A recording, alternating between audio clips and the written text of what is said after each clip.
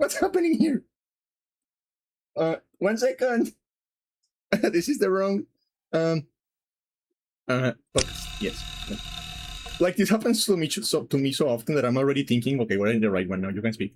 No, you can speak. Why is it to me now? No, you can speak. Okay, there we go.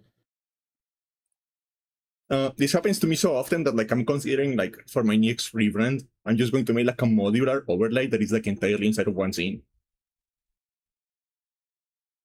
Using like the use it because you can have like folders in OES. So instead of having different scenes, I'm going to have like everything in one scene and like with the folders instead. Because this keeps happening to me. And one of these days I'm going to forget I have like a screen capture of some porn. Oh God. And I'm going to get banned. Jesus Christ. Okay, let's bring this over here. Make sure it's like, ooh. Okay, hello everyone. How are you doing today? I'm here. Alive somehow. I know. It's crazy. And here's Nick. He just ate. I did. I ate. I'm slightly recharged. The ADHD medication has worn off slightly, and thus I'm sundowning as we speak. I need like I don't know, is the brain rot? Every time I say he ate, I think of like the fucking like emoji with like the nails. You know the one? Yeah, I know. I have a wait, what the fuck? Oh, sorry, I got an email. I have like a friend and she's absolutely lovely. But whenever I like she totally uses like that Gen Z slang. She'll be like, "You ate, you devoured, you served," and I'm like, I fucking you're serving. And I'm just like, thank you, I guess. Like the thing is, like I kind of like talk like that unironically too. Sometimes there's some slang that I think works. That's like absolutely great. Like I think aura is like perfect. Yeah. I think people going like aura farming and shit, like, yeah, no, that shit is rad. I love low diff. I love like aura farming on hype moments. If it's on a funk edit on TikTok or YouTube Shorts, I probably fuck with it. This stream is only aura farming on hype moments. I wish we were cool enough to aura farm, but yeah, I feel like I have like a different like thing. Like I'm constantly aura farming, but my aura is like chaos. I don't know about mine, but like I was like the other day, I was in like the chat of like a streamer, and she was looking at her weird like life stories, right? Like all of the funny stuff that happened to her. Yeah. And I started telling, and she said like, "Okay, I've shared enough. Chat, you tell me your stories." And I started telling stories about me. And at some point I go like, Jesus Christ, why is my life? How am I alive? Oh, first of all, how am I alive? Second of all, why? Third of all, what does this keep happening to me? You've angered some sort of god in a past life. It's like I keep getting put in situations. I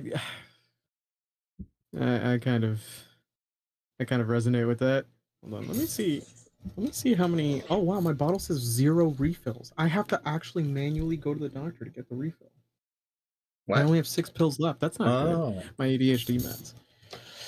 And knowing that, doc, I have to set up an appointment really soon. This is all sorts of annoying. I wish I could make the Tomo Macross scream. I wish I could scream like her. There's some voices I really wish I had. Yeah. Because I don't know, it's like that thing when you, I think especially for us, since a lot of it is just like reviewing your own like VOD or like recordings. Yeah, hearing yourself. Editing, hearing yourself, like I've definitely gone less hostile to my own voice personally. That's just I wish I could say that. I'm sorry, but you sound lovely. But like for me, it's like I'm not necessarily as impressed with my voice. Mm-hmm. Like I'm just like, that's a voice. It's like it's weird because like you you hear it and then you kind of go like, oh, I wish I had something more cool. But then I think about the stuff that I say, and I'm like, I don't think I deserve a cool voice. I don't think cool badass voices can actually be effective when telling jokes. No, but like, yeah, like, can you imagine if I had a voice like, if I had like a mommy voice, but I still like say all the stuff I say. Yeah, I think that like it would create the weirdest disconnect, I think. So it'd just be like no one with a gruff voice is gonna be making like dick jokes without you just looking at them perplexed. You'd just be like, what is going on? What the fuck? You got hit. What? What does keep got happening? hit. Nobody sent anything. I don't get it, Nick. It's like God just it's like God just decides to throw tomatoes at me sometimes.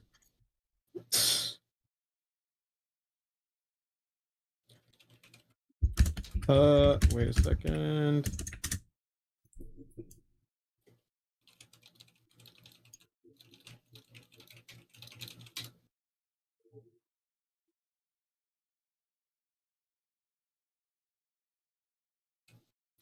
Have you seen like this keeps showing over my Twitter feed? Have you seen like the new Avatar fighting game?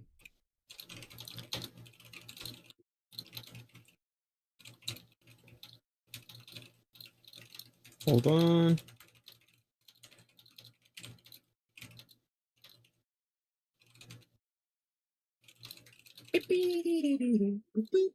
All right, go ahead. Art of Fighting. Who's the last? Wait, Art of Fighting? No, the new Avatar fighting game. Oh, I thought you said Art of Fighting. Like it took my brain a second because I thought you meant City of the Wolves. And I'm like, wait, why are they making a new Art of Fighting game?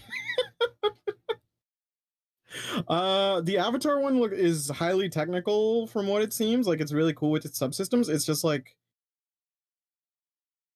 I would play it, but like another part of me is kind of does look at it and like this still kind of looks like a Flash game. Yeah, but have you seen that Sokka has like an install? Except his install is like I have a girlfriend. Oh, Suki, that's Sokka, pretty funny. Yeah, he's in his install. Like she just shows up and kisses him, and he goes into like a different state. Oh, that's so cute. that's cute. A fucking girlfriend install. You would have thought like it would have had to do with something with the meteor sword, but I guess like that would just be de facto his kit. Yeah, the girlfriend install. You know, I didn't watch a lot of TV growing up. I am glad that was the one show I did watch to completion. I feel like that was if I was going to watch one show growing up, that was the good one. I am glad that was the one. Because I didn't watch a lot of TV. I was just like in the computer all the time. Yeah. So sometimes I feel like I'm missing a lot of references when people talk about TV because like I don't know what the show is. I don't know what the show is. I don't know what the show is. And that keeps happening like when I'm doing like the GBA thing. I am getting a lot of like license games for like early 2000 Disney shows. Such as? Like we have gotten a lot of like two like That's So Raven shows. For example. Oh, my cousin was really big on that. So we have gotten a few like Kim Possibles. Kim Possible, the little Kim Possible's great though. Yeah, but I never watched it because I just like didn't spend any time on the Disney Channel. You missed out because like you would totally be into. Yeah, I know who Shigo is. I know who Shigo is. I know, but you'd be way more into her. Like she's amazing as a character. No, I had Mitsuru to shape my early childhood taste on women. Who? Mitsuru from Persona 3. I mean, like, yeah, but you can have Western influences too. There's plenty of stuff to go around. Speaking of, guess who I romance on Persona 3 again? I cannot stop doing that. I was like, oh, I'm going to romance someone different this time. And he's like, no, I'm not. It's tough. You know what you like. That's just it. You know what you like. Like, you know, I like usually when it comes, if I can get away with like the whole multiple route thing because I'm a completionist, I usually just do everyone's route, but then I just save my favorite for last. And I'm just like, yeah, even if it's on a replay. Yeah. Yeah, so I was just like, yeah, all right. No, but like, you know, in Persona, if you like do multiple romances, you get like the cheaters in and they beat the shit out of you. Mm-hmm. So I never do that. Made me feel bad. I am a whore, but I am a committed whore. I am a loyal I think whore. that counteracts the whore part. I am a fucking I'm not whore. entirely sure. I am a fucking whore, but my heart is pure. Okay, yeah, no, that doesn't sound right. That actually just doesn't sound right. Which, speaking of, I beat the game. I beat Persona 3 Reload. Not very hard. Turns out the games are very short when you know what you're doing. I mean, I say short, quote unquote. It took me like 40 hours. But I think it's pretty fast for a Persona game, right? 40 hours? I think so. 40 hours, yeah, for a JRPG in general. Let me check how. The game is very easy. Yeah, usually it took me like about half the time. Because I maxed out, like, I didn't just do the story. I maxed out almost all the social links. I maxed out my social stats. I have like 90% of the compendium field. So I did a lot. So I said 40 hours is like a pretty good time for that, right? Mm-hmm. The game is pretty easy, hilariously easy. I made a persona that has like one attack, and then every other skill they have is like one of the passives that like increases the stats, right? So I had like a stack like 50% extra critical chance, more critical damage, more damage for like physical attacks, and like less health, because you know that in Persona physical attacks actually like cost health instead of MP. I also had a passive that made them cost less. So and what I did is that like when I was at like level 80, I got to like because you know like in the Persona games there's always like a super boss with like the Green Reaper. Mm-hmm. So what I did is like and the way you make and every game has like a different condition for him like appearing. But in Persona 3 the condition is like you spend too much time on one floor. Right? Oh, that's an interesting. Okay. So I guess it is meant to like in the early game to get you just like moving. To like because he can chase you through floors. So if he appears, you're kind of fucked. Mm-hmm. But I get to That's level. a very cool. I fused the persona with like the super punch. And then I just went to like one of the higher levels, and I just like sat there watching cat videos on my phone for 5 minutes while he appeared. And when he appeared, I punched him to death. And then I did that as one does. And then I did that a couple of times because he respawns. You can leave and then come back and he respawns. I did that a couple of times and I got out my party and I just had to kill him like 4 times to get to like level 99 with everyone. because he drops like 400,000 experience. Because he's supposed to be hard, but because I have played this game before, I'm just like, yeah, I'm just going to punch you to that fucking bitch. This is the problem when you hit like the replay thing. It's very interesting. Have you ever? No, I don't think you have, because you tend to stream and VOD games you've already played. Yeah. Like on average. Yeah. So here's like the jarring thing: when you play a game the first time and you record it, and then you decide to re-record it for whatever reason or replay it, if you review the footage on your first playthrough, you just kind of see how garbage you are at a game. You're just like, why was I doing all this inoptimal crap? Yeah. And then in the second one, you're just kind of like beat for beat, like of course, like you understand what's going on, but it's just like, how come I completely overlooked this complete subsystem that would have just done this? And it's like, yeah. No, yeah, I think that one of the reasons I stream mostly games I have played before is because I drop a lot of games, right? Mm-hmm. Like I don't have the like psychological need to finish a game. If I'm done with a game, if I'm not having fun with a game anymore, I just like stop playing it. So streaming games I have played before kind of guarantees that like I know this is a game I can finish, right? Yeah, fair. And so it's just fun. It's just fun, like looking good. Like yeah, I have played this game before, so I don't look like a fucking idiot. Even though sometimes I do, because you know, happens. But yeah, so and then what I did is that I after I got to level 99, I went back to like the bedroom, and I fused Lucifer, right? And I gave Lucifer the same treatment, like one attack and then a bunch of like buffs and like passives. Except this time it was like an almighty attack with like almighties are like magical attacks that like don't have resistances. So like every enemy is like no, you cannot like critical enemy with them, but no enemy is able to block them either, right? So I literally just made Lucifer with a nuke, and then I just like passed the time really fast until like the final day, and then I just like nuke the boss in like 6 turns. That's always satisfying. And the funny thing is like the final boss in Persona 3 has like 12 phases. Right? It has like 13 phases. It has 13 phases. But I was doing so much damage that I was making them like change phases multiple times per turn. You phase skipped, right? I was making them like change phases multiple times per turn. So the battle actually took less turns than the amount of phases. I like that though. Here's the thing. I hate when a game does that thing where you have like maximized your character and like maximized your damage outputs and everything, and then you go in swinging, right? And then the game goes like, oh, you can only do a max amount of this damage so it can go to the next phase. Like say it has like 1 million health, right? And then the phase change starts at 80,000 health. 800,000 health, right? Yeah. Say you swing at 300,000, so it should be at 700,000. It's like, no. It's still at 800,000. It's like, no, don't deny me this. Yeah. Keep up. Yeah. No, the way they do it in this game is like every phase has like a unique health bar. So that's how you like move to the different phase. You like finish the health bar.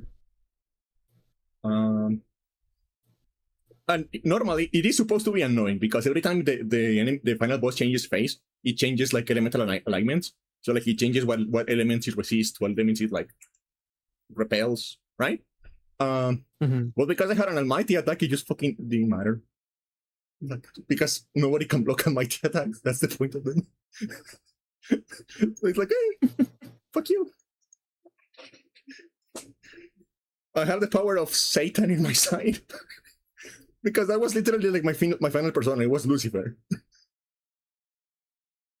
So like the power of friendship, no. The fallen prince. It's not the power of friendship. No. It's Satan. He's gonna beat your ass. I got Satan here, and he's going to beat your ass. Come on. His design is fucking great, though. Like I love Lucifer's design in Persona 3. I'm trying to wait. Let me check on the differences.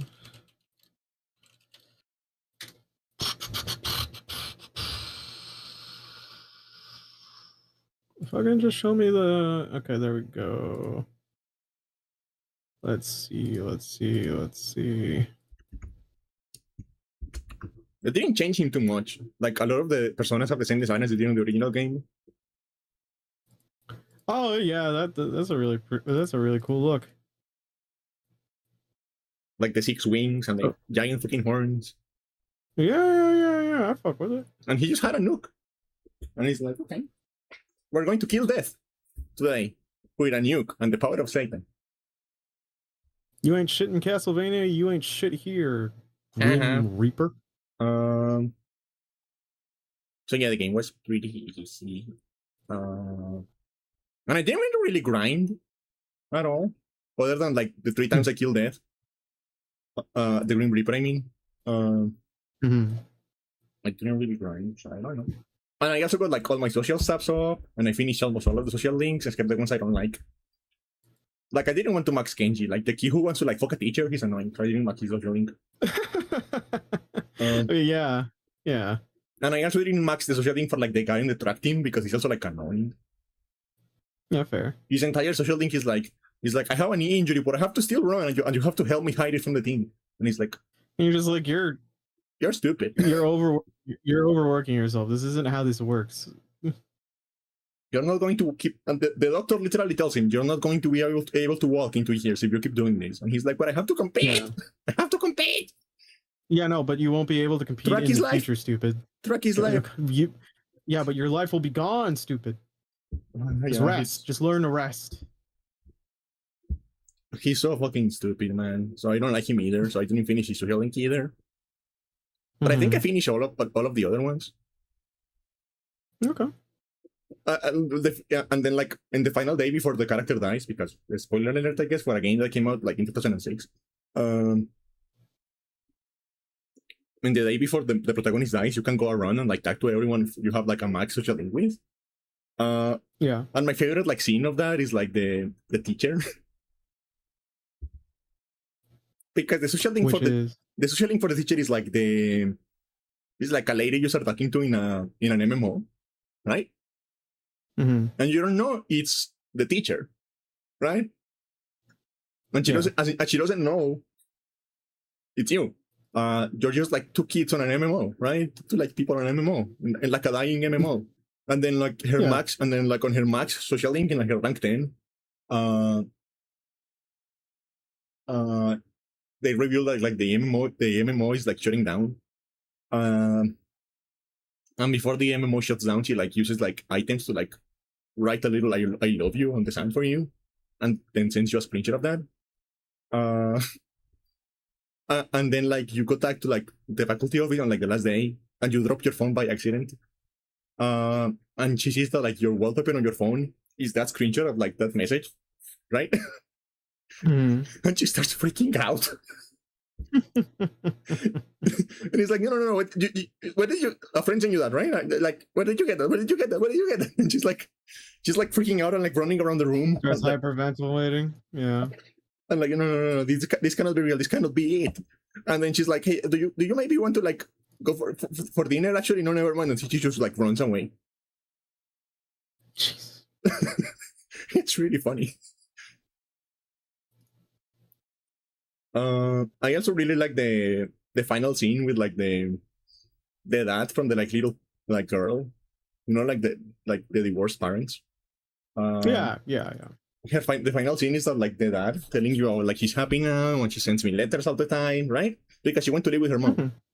And the dad is like, yeah, I feel super lonely, but she's happy, so whatever.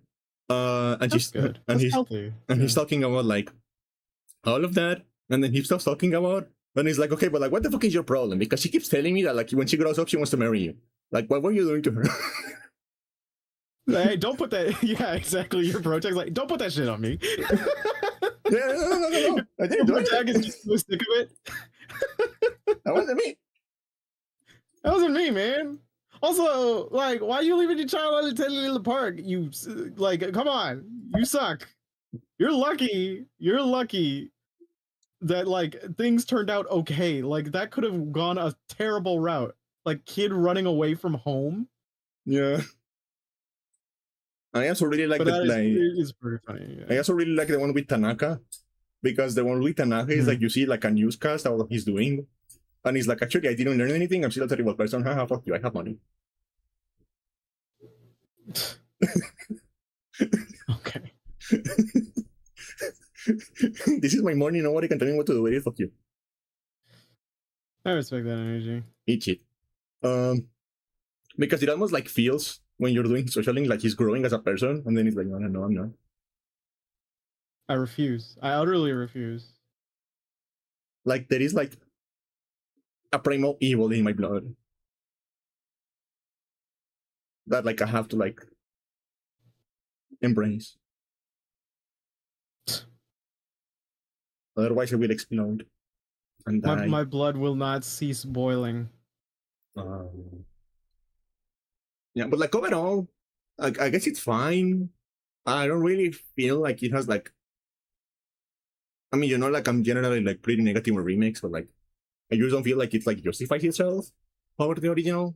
This is like a lot. I just don't really care. Yeah, the thing is though, like once the remakes are out, my brain kind of just looks at it and is like, okay, would this thing be comparatively more ideal to a person just getting into this series, right, or just starting it? Because that kind of segues to my week on like remakes. But like, yeah, anyway, yeah, would you say to a new person going in to Persona 3 in particular, would you like, and they went, should I play the OG, Fez, whatever, or the remake, what would be your answer? Play Portable and watch the movie. Oh yeah, Portable does have like the female option, right? Yeah. Yeah. And it means it's missing the answer, but like to be honest, the answer sucks, so it doesn't matter. Yeah, okay. All right then. Yeah, and like it's cheaper anyway. Hmm. But yeah, and I haven't played the answer on like the remake yet. I don't think they fixed anything or like why the answer is bad, so I think it's probably still bad. I think Which- there was like a huge. I think the DLC on the PC still has like mixed to negative reception. Yeah, because why are they selling that? Yeah, because It like should have I been on the base game. remember. Yeah, I remember. Yeah, it's always great. I mean, to be fair, it's also Atlas, and this is so Atlas of them. But like, what was it? I was just like, actually, I'm gonna look on the Persona 3 DLC pack because I want to see like if the okay no, these are the costume sets, whatever. But like, yeah, I remember seeing it and just being like, oh wow, they decided to separate it and people hate it. Wow. Yeah, because the answer is bad and they didn't fix it. Because the answer is stupid. It's like, have you ever wanted to play a Persona game except you don't have like a schedule or like social links or like a job or like jobs or like side activities or like any way to go outside? Is it part of the expansion pack? I think it's part of the expansion pack. Yep. Because that's the main problem with the answer is that like it's literally just like the dungeon crawling part, and there is no time limit because like the plot of the answer is that you're trapped on a time loop, so like it's literally always the same day. So you literally just like all you do is like you like dungeon crawl for a while. You go outside to regenerate because when you go outside, you automatically regenerate your HP and MP, and then you go back down, and then you keep doing that for like 20 hours.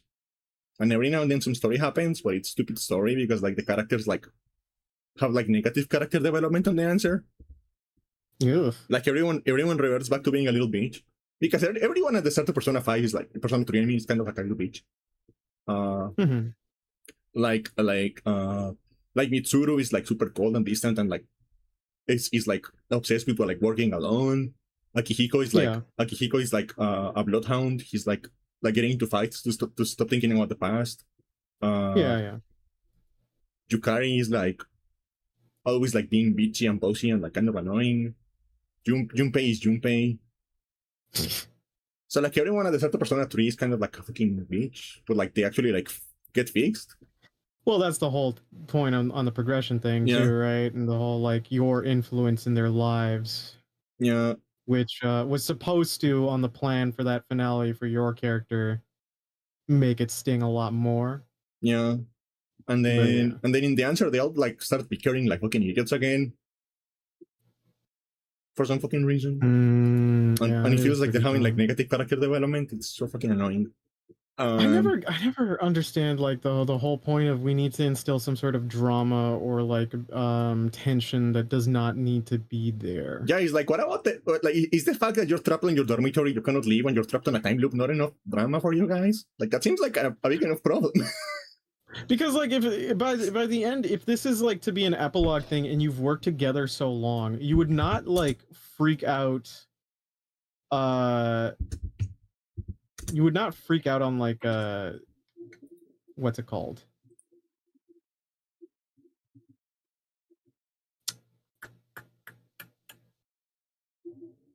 Yeah, I forgot. Sorry. Yeah, if you work together for so long, and like for the entire campaign, if it were, and then in this epilogue situation, you're suddenly having bizarre bickering. It undermines like all the not only just like the in like personal character development, but just like the general intelligence. Because if you worked as a cohesive unit for that long, then innately you would. I saw that. Don't worry about it. They didn't see it. Don't worry about it. I saw it though. I forgot you can see the screen. Freak. I forgot you can see the screen. Yeah. So I don't have to save the image. Just look at her. Just look at her. Yeah. She's cute. Yeah, she is cute. What was I gonna say? Look at her. Isn't she cute? Okay. Is that the wrong She's one? very cute. I have so What many was I window gonna say? captures. Oh my fucking god. I'm trying to think of other games that do that though. That like kind of revert a character's development in order to try pushing the narrative. Because it feels like it's not uncommon at all. Like, well, at least in some eras. But no examples are like coming to my brain. Yeah. I mean, she's cute. Mickey, she's cute. Yeah. What was I gonna say? But she's Also, weird. She just, has like a sister complex yeah. with you know. Akis of all people. You got your you gotta get your trashy 2000s anime tropes. No, it's like Akis of all people, really? Akis? I mean, Akis is cute. You said cis complex, so Yeah, and they're like, she thinks Akis is like her sister. yeah, that also still makes it weird. Look at her, she's cute. She is. I like the color palette. When she has like puppy energy, she like behaves like a puppy. She's always like esto. You know, like Yeah. you know, like the like point, like touching the thing, the points of your fingers. Yeah, I know. So she's cute, but like the answer sucks. Yeah. The answer is bad, and that's the reason the portable didn't fucking include it. Because the answer is It's bad. just 3 is just so perplexing on the fact that it has different versions, but no, like for some reason No complete version. Yeah, because like that's what a lot of people were kind of hoping for when 3 Reload was announced. Was just like, oh, just one edition that has everything, or coalesces it enough where it could work, right? Yeah. But they didn't do that. And then people speculated, like, well, we're gonna, it's gonna be the same old Atlas thing. You're gonna get your Persona 5 like Royale situation with a remake that already has a subtitle. Persona 3 Reload again. Like, no. Persona 3, the last clip, the last mag. Yeah, the last mag. Like it's just like it's a perplexing decision to be making, and also like I feel like you could have just sold so many more people on the idea, because like people will grumble about remakes, but if you went like this has everything in it, then people will go like, fine, I guess, and then do it. I guess we can recommend it to like new people because they get everything or whatever. Yeah, I mean, like it's but yeah, no. The modernity of it. Yeah, it's stupid. Koromaru is still like the best guy. He's like the only valid dude in the cast. Koromaru. Koromaru is great. You can't fuck up a dog. I mean, you can, but I didn't. I mean, like you can, but like that says more on you. Yeah. Than the dog. What was I going to say? I forgot. Yeah, we're both forgetful. We're both sundowner. I think I'm just getting stupider in general. I sometimes worry about that. Do you sometimes worry about that? Yeah, all the time. Because there are times where like, yeah, I'm formulating a thought, and the immediate thought after is like, what am I, stupid? Like, yeah, like what? Why am I not able to do this kind of math anymore? What happened to me? Well, math is a lot of practice, yeah. Like practice as in arithmetic is just like basic like exercise, is like if you don't practice it enough, you're just gonna get rusty. It's still so funny to me.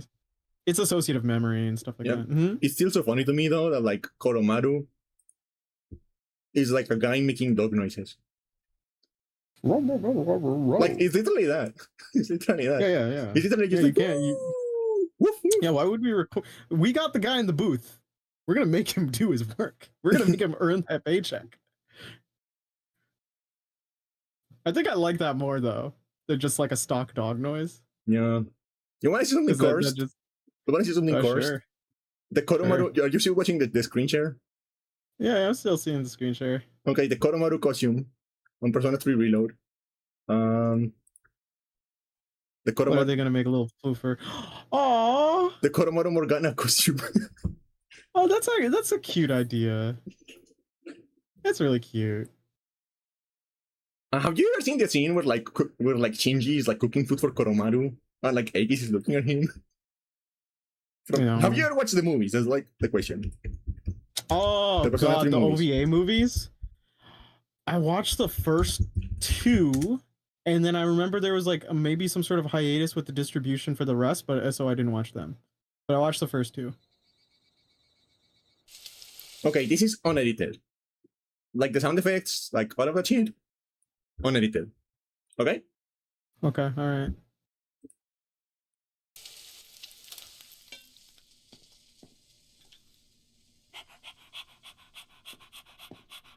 ほら、ご飯だぞ。暑かったか。ごめんよ。Oh. よしよし。ゆっくり食べるんだ。He does a good job though. うまいか。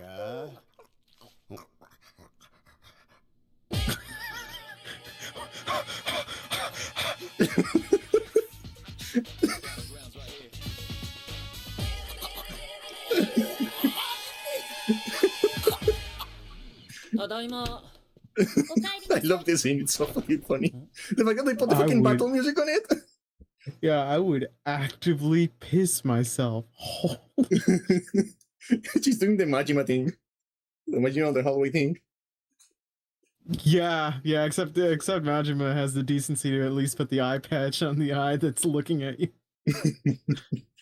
No, the movies are really good. The movies are pretty good. Yeah, I remember like enjoying like the first two OVA movies that I watched. It's just like when I was looking for the distribution of the other ones, because this was years ago. Yeah.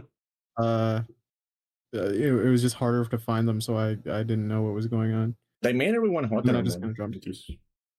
Nice. Yeah, like everyone is hotter now in those movies, and also in Reload, everyone is hotter in Reload.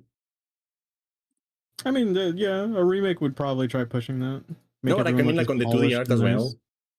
Oh well, I mean, yeah, because they're doing a bunch of this stuff from like scratch again, so they might as well like. Yeah, they renewed all the things, but like the thing is, like if you look at the original Persona 3 art, it kind of feels like the guy, like the artist. What is his name again? I forgot his name. Shigenori Soejima. Kind of feels like Soejima is still like getting his feet wet. Like it's like the actual like original art for Persona 3 is pretty scrunkly. When you actually go back and look at it, it's pretty scrunkly. Some of the old like art like that I've seen from like the Persona series, I have gone like, oh yeah, you can. It's a little more rough than I actually recall in my mind's eye. Yeah. Yeah. That's like half the thing about like the old gen that like I try to be relatively unbiased when it comes to like the older generations of games, because like a part of me does like look at it sometimes on an empirical level where I'm like, yeah, a lot of new games do kind of like lack artistic vision, but then there's another part of me who's like, okay, there has to be like a compromise here where there has to be some admittance that a lot of like the romanticism of the old like gen is that it's romanticism because it's the picture of the game in your head. Yeah, what you remember it as. Like something limit. Yeah, what you remember it as, right? Because like to you playing like to anyone playing like FF6 or the sprite ones, or even early like FF7 on the like early polygonal models, you know, those animations probably in your imagination looked far more immaculate, right? Oh yeah, nothing was ever going to compare. The cutscenes on Final Fantasy VII look fucking terrible. They're just like bad. But I'm able to like I can still like the game because I appreciate like what they were like going for and like the time it was. But like objectively they're kind of bad. Yeah. So whereas like back in the day when you played them, right, a lot of games kind of trusted you as the player, or kind of asked you as the player because they knew about like certain technical limitations of just like kind of fill in the blanks and make this cooler in your head, right? Kind of like you're seeing this polygonal model, but let your mind's eye kind of create the image of what it would be in whatever preferred art style your brain likes to render it as, you know? But like, there's still some games that are like, you look at them back and it's like, okay, no, it was like, they were doing some magic on here. They were doing like some like, no, I don't know what they were there's doing. definitely like the old era. There are games on an artistic level that I just look at and I'm like, you really just are kind of like, you're relatively like timeless. Like I look at Okami as a very easy point, you know, because you're just like, oh, this works. I think the only thing I could complain about Okami like later on in years is like some of the color grading, but that's it. So, you know, yeah. I'm trying to think of other olden games that I was just like, holy shit, this looks amazing. You know what? Yeah, I'm gonna say. I mean, the obvious answer is like a fucking like Resident Evil remake, like on the GameCube. Oh, yeah, first remake, yeah. Snake Eater was pretty good looking too. Yeah. No, like I feel like because like Snake Eater like looks pretty good, but it looks like a PS2 game, right? Yeah. But like in remake, because they were like still doing the like pre-render stuff at that point. Mm-hmm. But like the hardware is like so much powerful that at that point it's not like a necessity, but like an artistic like choice, right? Because like at that point you could have just made the game full 3D, and it would have probably looked fine. Yeah. So like at that point they're making like the artistic choice, and like they can like just like get so much stuff out of it that it like it kind of looks like a game that is like 10 years from when it actually came out. That's kind of like something I think of like with some of the later Final Fantasies. Yeah. Because like whenever someone goes like, oh, Final Fantasy X, you know, it came out what 2001, right? And then you can like replay it and you're like, it's not mind blowing, but you look at it and it's like, yeah, this is pretty good. Yeah. This is like, especially at 2001, like you're looking at it, it's like, yeah, this is like that was basically a PS1 launch title in North America. Yeah. And you're just sitting there and you're just like, this is extremely impressive. Yeah. Although I do prefer 12. Well, yeah, no, 12, like, yeah, but like I'm going for like the big jump, because like 9 was still a bit like 9's FMVs were pretty good. Like they were noticeable in my head, at least. They were a noticeable jump from like obviously FF8s. Yeah, I will say though, because I remember Kuja looking surprisingly well made. I will say though, like I really liked like because when it came to like the pre-rendered backgrounds and stuff like that, 7 and 8 had like a relatively like for the time I guess like realistic style.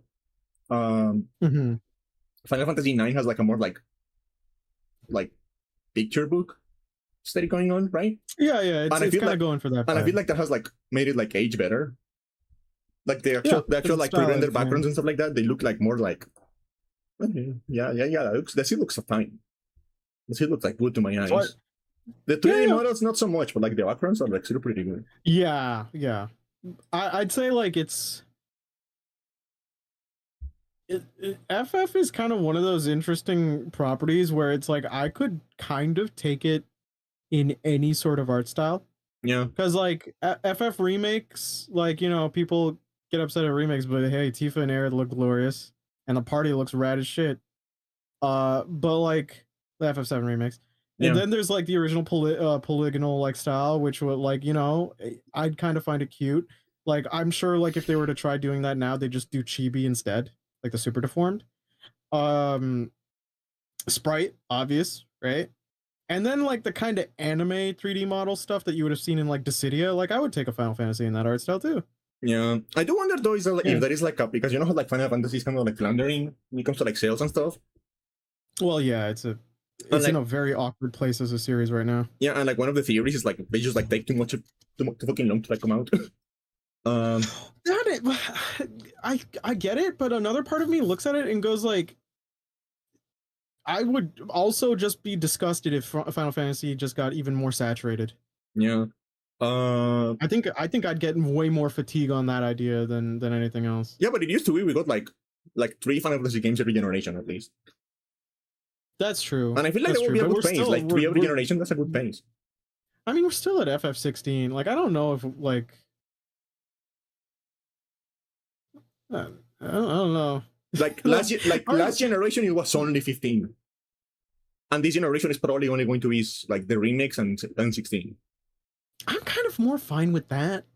I don't think we need more. Like it's like the dev pipeline thing. Yeah, where it's just like, but like where they it's just don't like need you to be can- that big. Like that's the thing. Like make them smaller. I keep going yeah, back to you that. could make. I would absolutely be fine with like a smaller Final Fantasy. I think I'm like starting to get really tired on the big games. You know what? You know what the funny thing is? So many people, I think, because people talk about like GTA being like a gaming singularity. One of the biggest game singularities that I never participated in, and it's not because I wouldn't like dislike it. Like I would, sorry, it's not because I would dislike it. It's just the sheer amount of things in the game intimidates me just from hearing about it. Yeah. Is Elden Ring. Oh yeah.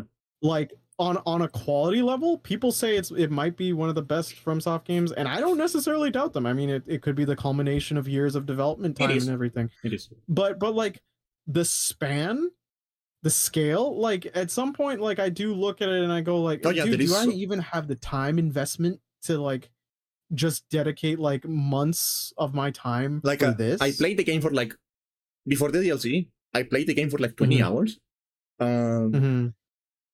And in that time, I killed like 2 bosses and like cleared the first dungeon.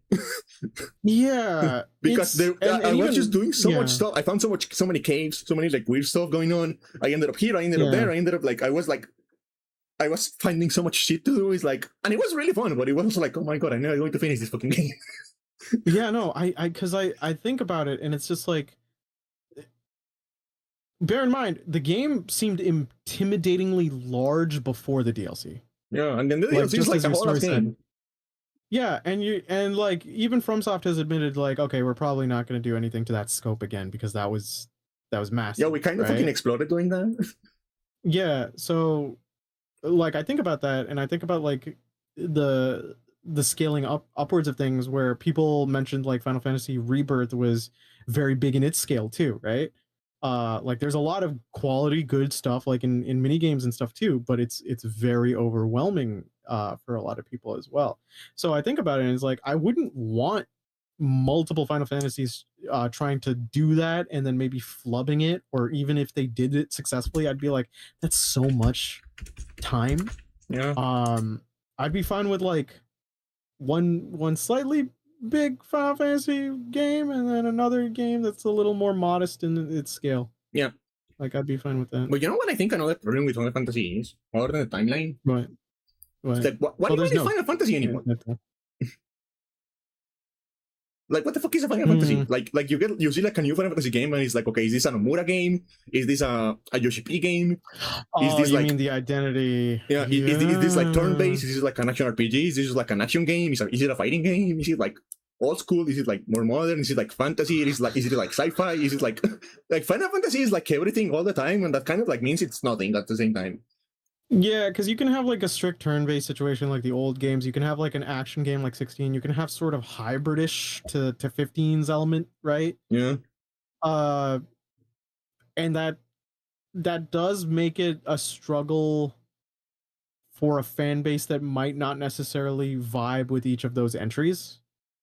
And that is like the problem. Even the people who are like fans of Final Fantasy, quote unquote, I usually like picking and choosing. This one I know, this one I play, this one I'm not going to play, this one out. I think it's like the healthiest way to like consume that series. Yeah. Yeah, because like for example, I know I'm not going to like Final Fantasy 15. Because I played it for a while and I didn't like it. Stupid tropes. And I also just don't like Nomura, like his stuff in general. I don't think he's I think I can agree. I think he's a pretty bad writer. I think he's a very bad writer. That is one of the reasons I just like never bothered with Kingdom Hearts. That and the fact that I just like kind of like dislike Disney, and there is too much Disney in Kingdom Hearts. I maybe try it if like the balance was like lopsided on the other way, you know. I Like, really um, wish I could care about Kingdom Hearts, but like there's some stuff that's cool. I'm like, hey, Roxas is neat. I mean, maybe I will give a fuck about Kingdom Hearts. Maybe I will be willing to give a fuck about Kingdom Hearts. Is like if like half of the story wasn't buried in like phone games you cannot play anymore. Yeah, even the DS game I just talked about, 358 over 2 days, that got relegated to be a cutscene movie in the collection because I think they just didn't want to map out DS to normal console things. Even though like most DS games, when you're porting, like a lot of them just go the bottom screen wasn't, because most DS games weren't having both screens actually run at the same time. The bottom would be just like some sort of dimmed like menu shortcut. So you get like a lot of them you can just kind of rotate that. From my memory, 358 over 2 days was kind of that. So like there's no reason why it couldn't just be a game again. Yeah, but also like, and it's not only like gameplay, but also like vibes. Like, you know, like Final Fantasy VII is like kind of like steampunky fantasy, right? Yeah, I like it. Yeah. And Final Fantasy 16 is like just straight up like hard fantasy. And Final Fantasy, but it's like interesting with the contrast like to character action. Yeah, and then Final Fantasy 15 is like sci-fi. It's not fully sci-fi, but there's like, because it's got like it's kind of like it's a mishmash of things. It has like urban fantasy to it. Yeah. Yeah.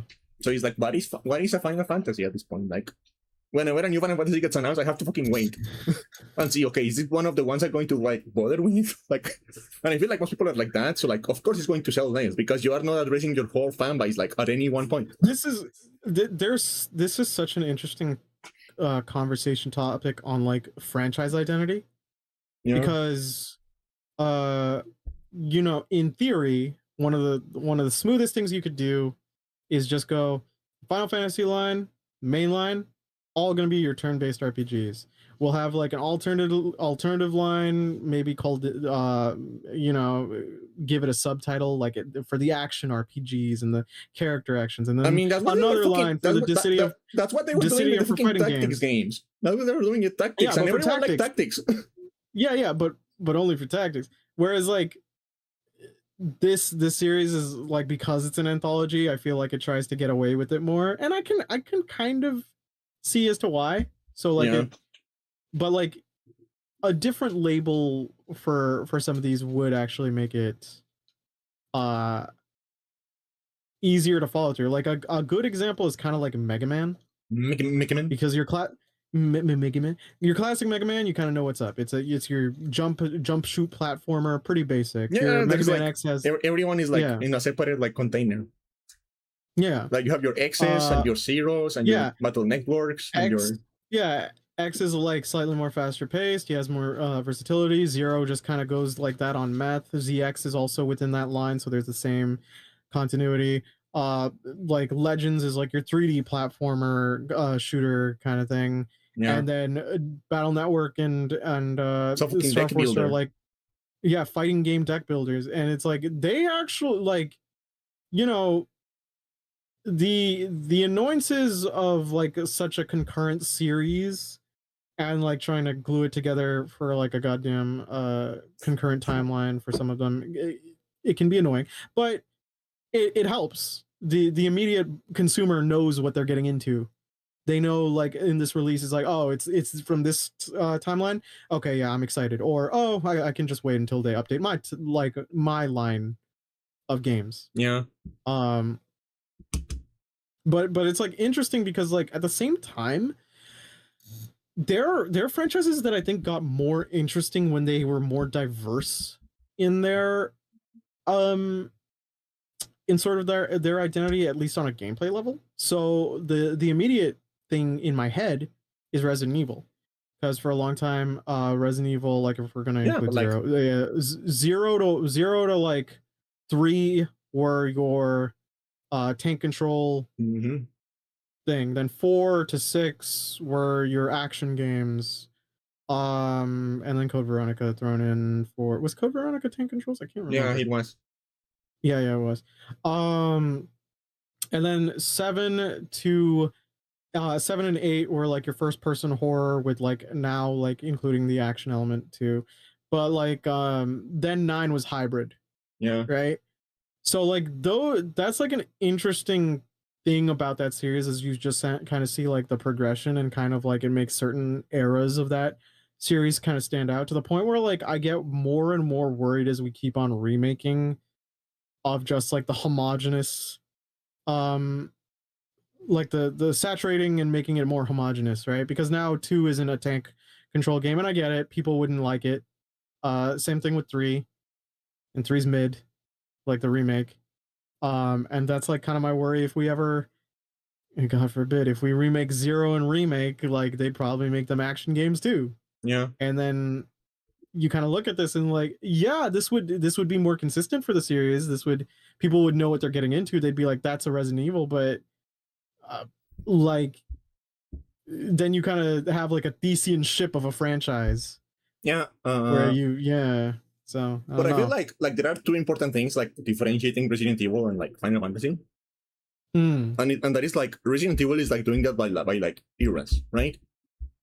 They do like one thing for a few years and they do like the next thing for a few years and they do like Final Fantasy is just like jumping all over the place. All over the it's all over the place. And also like the gameplay, the gameplay is changing and like some of the like vibes are changing, but like a lot of the like core concept and like aesthetic and like all of that stuff is like staying the same. You kind of also like think about it in like this way where it's like, did we have to name the MMOs like 11 and 14? Yeah. Why? So, yeah, like I get it. Like at the time, it'd be a neat idea, but then you think about it more and more, and it's like, yeah, okay, 14's gonna outlive a bunch of other Final Fantasies though. Probably and that might be confusing to. Yeah, it's gonna like FF14. Like, say we get to FF20. And then people are like, yo, you gonna play the FF20 games? Like, nah, I'm waiting for the content to come to 14. What? Yeah, just from the outside perspective, you'd be like... And also 14 is like the only one that is making any fucking money. Yeah, it like makes, I think, about half of the company's entire revenue. So they're probably, because, like, yeah, they're probably going to let Yoshi make another one, which I would like. I would like I would like the team do another one because I prefer, like, this is just me, but I prefer fantasy games to be actual fantasy. You know, and not like whatever the fuck they were doing with like 13 and 15. I don't like that shit. I don't buy with that shit. I'm fine with urban fantasy because at least it's a little nice change of pace, but like 13's a little harder to kind of pin on what kind of fantasy it is. Yeah. Because it tries to up the scale to like divine providence levels, but like it is also like sci-fi at the same time, and it's like, what are you? Yeah, and it's a little, because like I get it, I get like 15 isn't your kind of thing, but like urban fantasy is like, so to me in my head, urban fantasy is so, it's not touched upon by like as in comparison to its sister genres. Yeah. So I like seeing it in video games a lot more because it's like I love the fusion of the and contrasting ideas of just like it's like with Vampire the Masquerade. It's the mystical elements and how they'd have to be in a city, escape and stuff like that. I find that a very interesting idea. I get what you mean, where it's like it isn't consistent to like a Final Fantasy, especially like starting out. And like if you told me like a pure sci-fi Final Fantasy came out, I'd just be like, what's happening? Like, that sounds so wrong in my head. So, I kind of get what you mean, though. Yeah. Like, to me, it's like I don't super love the aesthetic and, like, the things in Final Fantasy VII, but I can tolerate them. But there's a reason my favorite Final Fantasy games are, like, 6, 9, 12, 14. You know? Like, Tactics. There's a reason for that. Yeah. And it's like, and I don't necessarily, it doesn't necessarily, like, I do think, like, and I do think there is a way to, like, get a lot of diversity out of, like, that kind of fantasy without, like, going into, like, the more, like, bullshit they have been doing with, like, when Nomura took over. Yeah. Like, okay, stop making it, like, you want to have, like, fantasy, still be fantasy, like medieval or whatever, but, like, make it different, make it unique. Okay, move out of Europe. Yeah, that could be. That's like, a pretty easy move out of Europe. do different like cultures. Yeah, that would be really. I would like be really down for like some sort of like Middle Eastern like kind of aesthetic for a fantasy game, or like South American like empires, like the Incan Empire or something like that. Um just like do a bunch of cool weird shit that people haven't covered yet. Yeah. I think I'm getting like, because like we've gotten to this because we've played so many Japanese games and we've played a lot of like fantasy games. It's like I'm so tired of like Europe and Japan as set pieces for like fantasy. I think I've actually just kind of gotten like it kind of makes my eyes glaze like fast, like very fast, and like if you threw in China as the setting, I think it's kind of having some trouble there because like it's weird, like it has plenty of like mythology and stuff to like make some interesting stuff. I just haven't seen it executed in such a way where I'm as invested. I think the closest was like Black Myth Wukong, but I never caught up on it. Because like yeah, do a bunch of stuff that nobody's ever done before. That's gonna be interesting. Like Or like go backwards. Like, what is my Bronze Age fantasy? Yeah, or like so many people do Greco-Roman or Norse. Like we've only gotten a couple games on Egyptian, like on Fleshed Out, and they're not the best from my memory. But like, yeah, you could do so many other fucking some like things. You could like some like gritty like horror fantasy games in like Mesopotamia or like a Mesopotamia like. Yeah, Mesopotamian like pantheons and stuff have like some red shit. Like you could. Well, totally I feel like if you're going to go to Mesopotamia or like take inspiration from Mesopotamia, you have to go a little bit horror because they were fucked up. They weren't alright. Was Baal a Mesopotamian god? I think he was, right? Yeah, no, he was like Canaanite. He's Canaanite? An honorific owner of Lord. Oh, Phoenicia. So a Carthaginian. Ancient Syria. Yeah, you're right, yeah. Yeah, or like there's a lot of like inspiration you can take on like olden times still that memory has taken. Oh yeah, I forgot I was going to show you. I was going to show you look how fucking cute she is. Like she's so cute. I kinda wanted to romance her because she's so fucking cute, but then Mitsuru happened again. Because she's so cute now. She's like a little baby. Little baby. Yeah, it was okay. Well, what else did you do in your week? Stress out about my dog. Go to the therapist. Aww. My weekly mandatory therapy now. Let's go. So yeah, I'm doing that because they think I'm going to get. They think if I don't do it, I'm going to get really funny with a knife one of these days. Jesus. That reminds me, I have to set up my appointments. I like slept through one, and I told. It's so funny when you're talking to like some of these people, and it's just like, yeah, but it's my schedule, and I'm just like, I talked to you about my sleep disorder. Yeah. You are aware of my sleep disorder. Why are you trying to book me for 8 a.m.? I kind of when I have an appointment that early, I just don't on sleep. On a day where I'd usually sleep in. Like that is the worst sequence. Like there's a worst planning that you can do. Like don't. No, when I get an appointment that early, I just like go through and like sleep when I come back. Mm-hmm. It's easier that way. Yeah. So I mean, like the problem was I also had to like take ADHD medicine, and when you do that, when you're really tired, your anxiety skyrockets. Speaking of which, that was part of my week. Is like my meds really messed me up. But like I platinumed Free Kiwami, and it's a 7.5 out of 10. It's like, yeah, it's a game. It's a game. It's if someone asked me should I play 3 vanilla or this, I would actually go this. The pacing's far better. Combat's better. Asterisk. Like again, I talked about the aura break system and how it kind of like still slowing things a little down. It does a better job on highlighting its villains. Like Konda is such an irredeemable piece of garbage. To the point where like the spoilers on this. Well, when Mine literally gets him beheaded and brings his head in a suitcase to Kiryu, you as the player, when you see Kiryu's horrified face, you'd be like, but he kind of deserved it though. Yeah. It kind of sucks. The motorbike gang storyline is pretty fast. It's really standard. It's like it isn't even effective as a side business, so it definitely feels like the most out of place thing in this entire game. You have your biker gang of girls. You're trying to save Okinawa from like this Tokyo gang. I feel like it might be a Tokyo Manji Revengers reference, and for anyone who likes delinquent anime, I like delinquent anime, and that shit is pretty bottom of the barrel in terms of quality.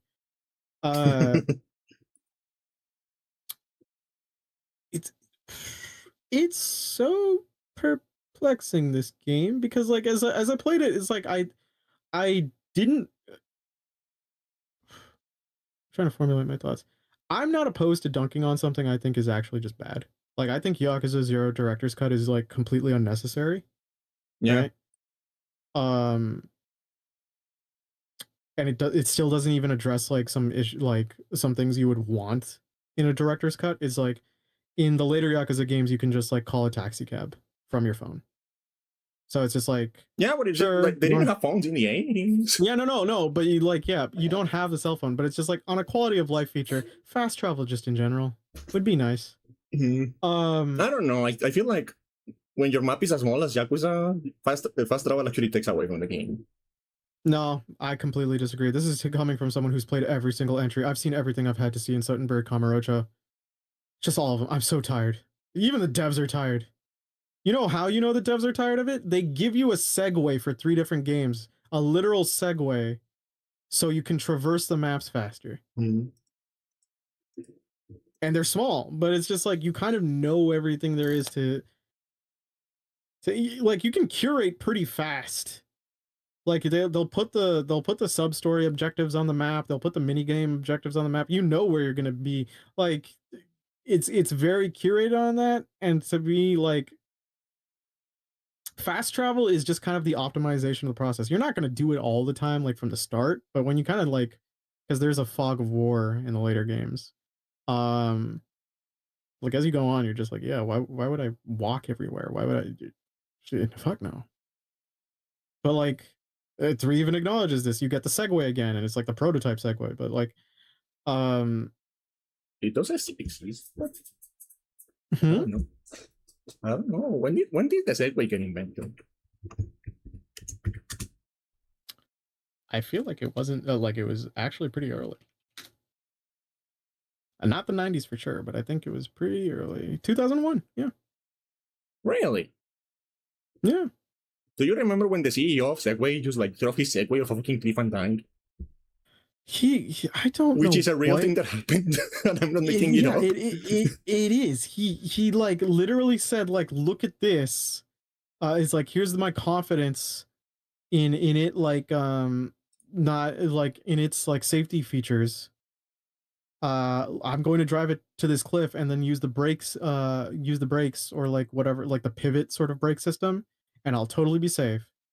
And then he tried the pivot system and then he died. So yeah, like it seems like a sketch, but it wasn't like that. He did die. Yeah, and the fact that that isn't like even the only time that happened. Like there is this guy. You remember the story of this guy who was like in a skyscraper, like showing how fucking strong his windows were, but like running into them every time visitors came in. And then one day he just like it gave, and he just like fell to his death because he kept shoulder shaking the fucking window. Because like I think his company was selling the glass, so he was like, "Look at this shit. This glass cannot fucking break. This glass cannot break. Look at me. I'm like hitting it." Yeah, the banker, yeah, and then like the glass didn't break, but hey, guess what? The frame did. Yeah, it gave way.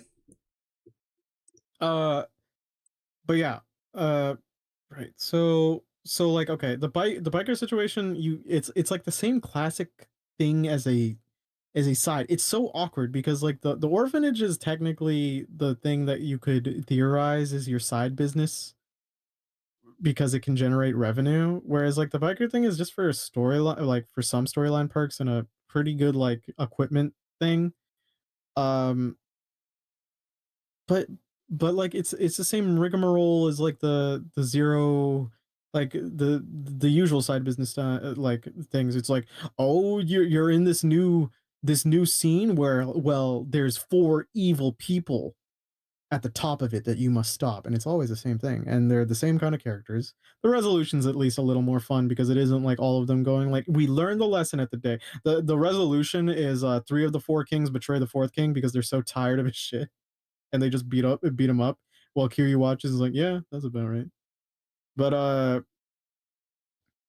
this feels like it should have been just in another game. It's like the most awkward part of it, but like it also brings in the question of like, why did you remove Rikia's stuff if you were going to add this? Like, you had to generate cutscenes, you hired a bunch of different staff for this. I mean, like, it's repurposing like pirate stuff, but like, I mean, also like voice actors, and you had to animate this and all of that. Did you know Segway doesn't make Segways anymore? Yeah, no, they closed like, I think, what, 2020? They're still around. They use it like scooters now. On like e-bikes. Yeah, no, I think it's just, how do you recover from like that sort of like image of just like, hey, you fell. I remember a guy in my university segwaying inside one of the buildings, and I thought to myself like, man, you are not making it easy to not look like a jackass. Like, you bought it, you should totally use it, but oh my god, you look bad. I mean, at least I feel like scooters are more dignified than a fucking Segway. I kind of do. Yeah.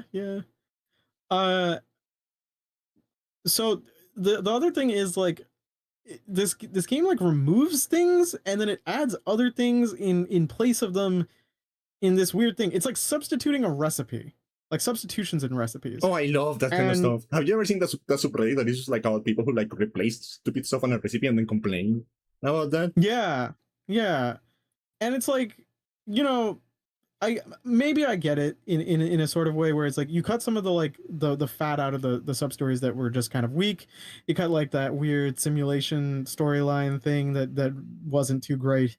Sure, maybe you wanted to compensate for it, but again, you shouldn't have cut out the stuff that would have made one character interesting, and just have this one thing that just is just so jarringly separate.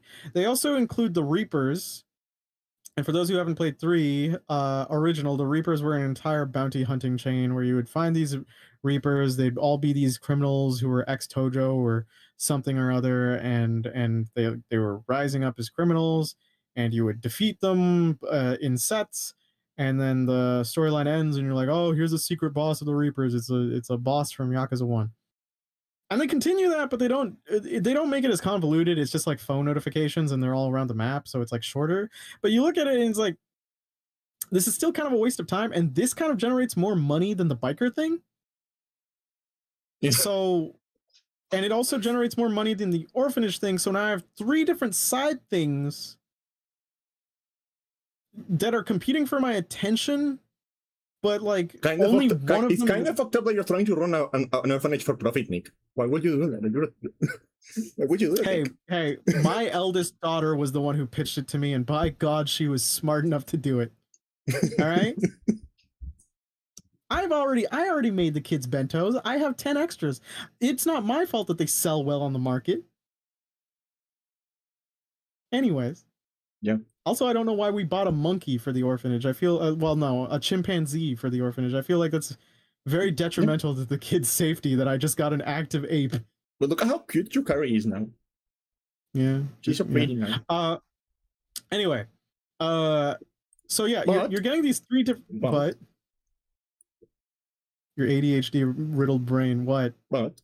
Oh my god, shut up. Look at her. Right next to your model. Too, kind of doing the same pose. She's wife Maxine. Anyway, look at her. She has like an apron. She's like a wife. She's like the perfect wife. Put the tab away. Okay. God damn you. So like again. She's still on so screen. You're getting these. I know. You get these 3 different things that are competing for your attention in awkward ways and on a narrative level. So if we wanted to go for engagement, sure, the biker one is technically more engaging. You could have made this like, you could have coalesced the Reapers and the bikers to be like, because at the end of it, the boss goes like, "Oh, I was just using these these idiots to gain my revenge." It's like, okay, yeah, but why couldn't you just do that for the bikers situation?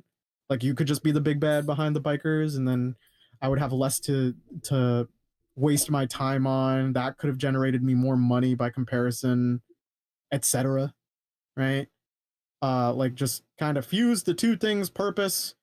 I waste less time traversing the map for this. I feel a little more invested by the bikers because of it, because they're actually netting me far more money by comparison. Like, that would have killed two birds with one stone. Bless you. So thank you. So that's kind of the awkward thing with the side stuff. You want to hear something funny? What? In Spanish, we don't say bless you. What do you say? We say salud, which literally means health. Oh, I mean, they do that in Germany too. Gesundheit. Someone sneezes and we just go health. And my mom always responds, "Yeah, that's what I don't have." Thanks for reminding me. Yeah, the absence of help. It's like if someone goes, "I'm hungry," and you went food. Yeah, you jackass. Cookies, burger. Oh, and then you also have like other things like the Colosseum that was like present in the other Yakuza games, but it's like just kind of a shadow of its former self. So you're looking at all these things that are kind of like cut, and I look at them and I go like, I would have rather you had just like fused like a couple of these together, or just like not even bothered with some of these, because it feels far more half-assed than it feels like necessary for their inclusion. Like, the Colosseum is just 10 matches and all the enemy types are pretty simple and not interesting. They're kind of mandatory for unlocking them on, but like, yeah, what? You want to hear my craziest stupid idea? What? My craziest like terrible idea that I have that I kind of want to see. Okay. I want a Yakuza Arena Fighter. Yeah, no, you know what would be that? It would just be Kurohyou. Could everyone just please get me Kurohyou? I would like Kurohyou. Anyway, so yeah, the sub stories themselves, the ones that remain, they're pretty fun. They're nice little breaks of pace. Not many. There's only 31, but it's pretty brief. This game overall has a lot kind of shifted to Dark Ties as well. And then you kind of go to the main story. Has a lot of things that are remade. It does some scenes even better in terms of like its audio mixing. There are some times where it's awkward though. Like, you can kind of hear Kashiwagi's voice actor feel like he's in a different room, like he was recording in his car on the way to work in one scene. They cameoed all of his lines. Like, with different accounts. It's like, okay, say this now. Okay, say this now. Yeah. And meanwhile, Kiryu's in the booth. Meanwhile, Kashiwagi's in the car to work because he's running late. Like, it's sometimes it's weird. The controversial actor for Hamazaki is, I can totally understand why people would not want to support this game officially if it's for a problematic actor. Hamazaki has a very reduced role in this game. He's only in like 3 scenes, and sadly, like, they're performed decently. They're good scenes. It's just like, you look at it and it's like, this is kind of counteractive to what like Yakuza kind of represents. Like, yeah, but anyway, that goes on. It's just so weird to me. It's just so weird to me that they will replace a guy for doing a little bit of coke, but they didn't replace a guy who like raped someone. Yeah, so it's not the it's the fact that it's so inconsistent on the priority scale, and as well as like, because he's had like 2 sexual misconduct allegations. Like, he also hit a woman, and while she was doing her job, like, yeah. But it's like, Pierre Taki, admittedly, like, he took a picture with a bunch of cocaine. And I can sort of, even though it is the most Yakuza thing ever to be doing that, I could sort of get on a logistic thing, like, okay, yeah, this, we might want to distance it. But you didn't want to distance from the other thing for this actor. And also, like, mind you, for sexual assault in this series where you will always beat up goons who are attempting to sexually assault. Like, it goes very against the messages you're kind of conveying Yeah. and makes you kind of look hypocritical. I will say though. I will say something though. Go ahead. I do think,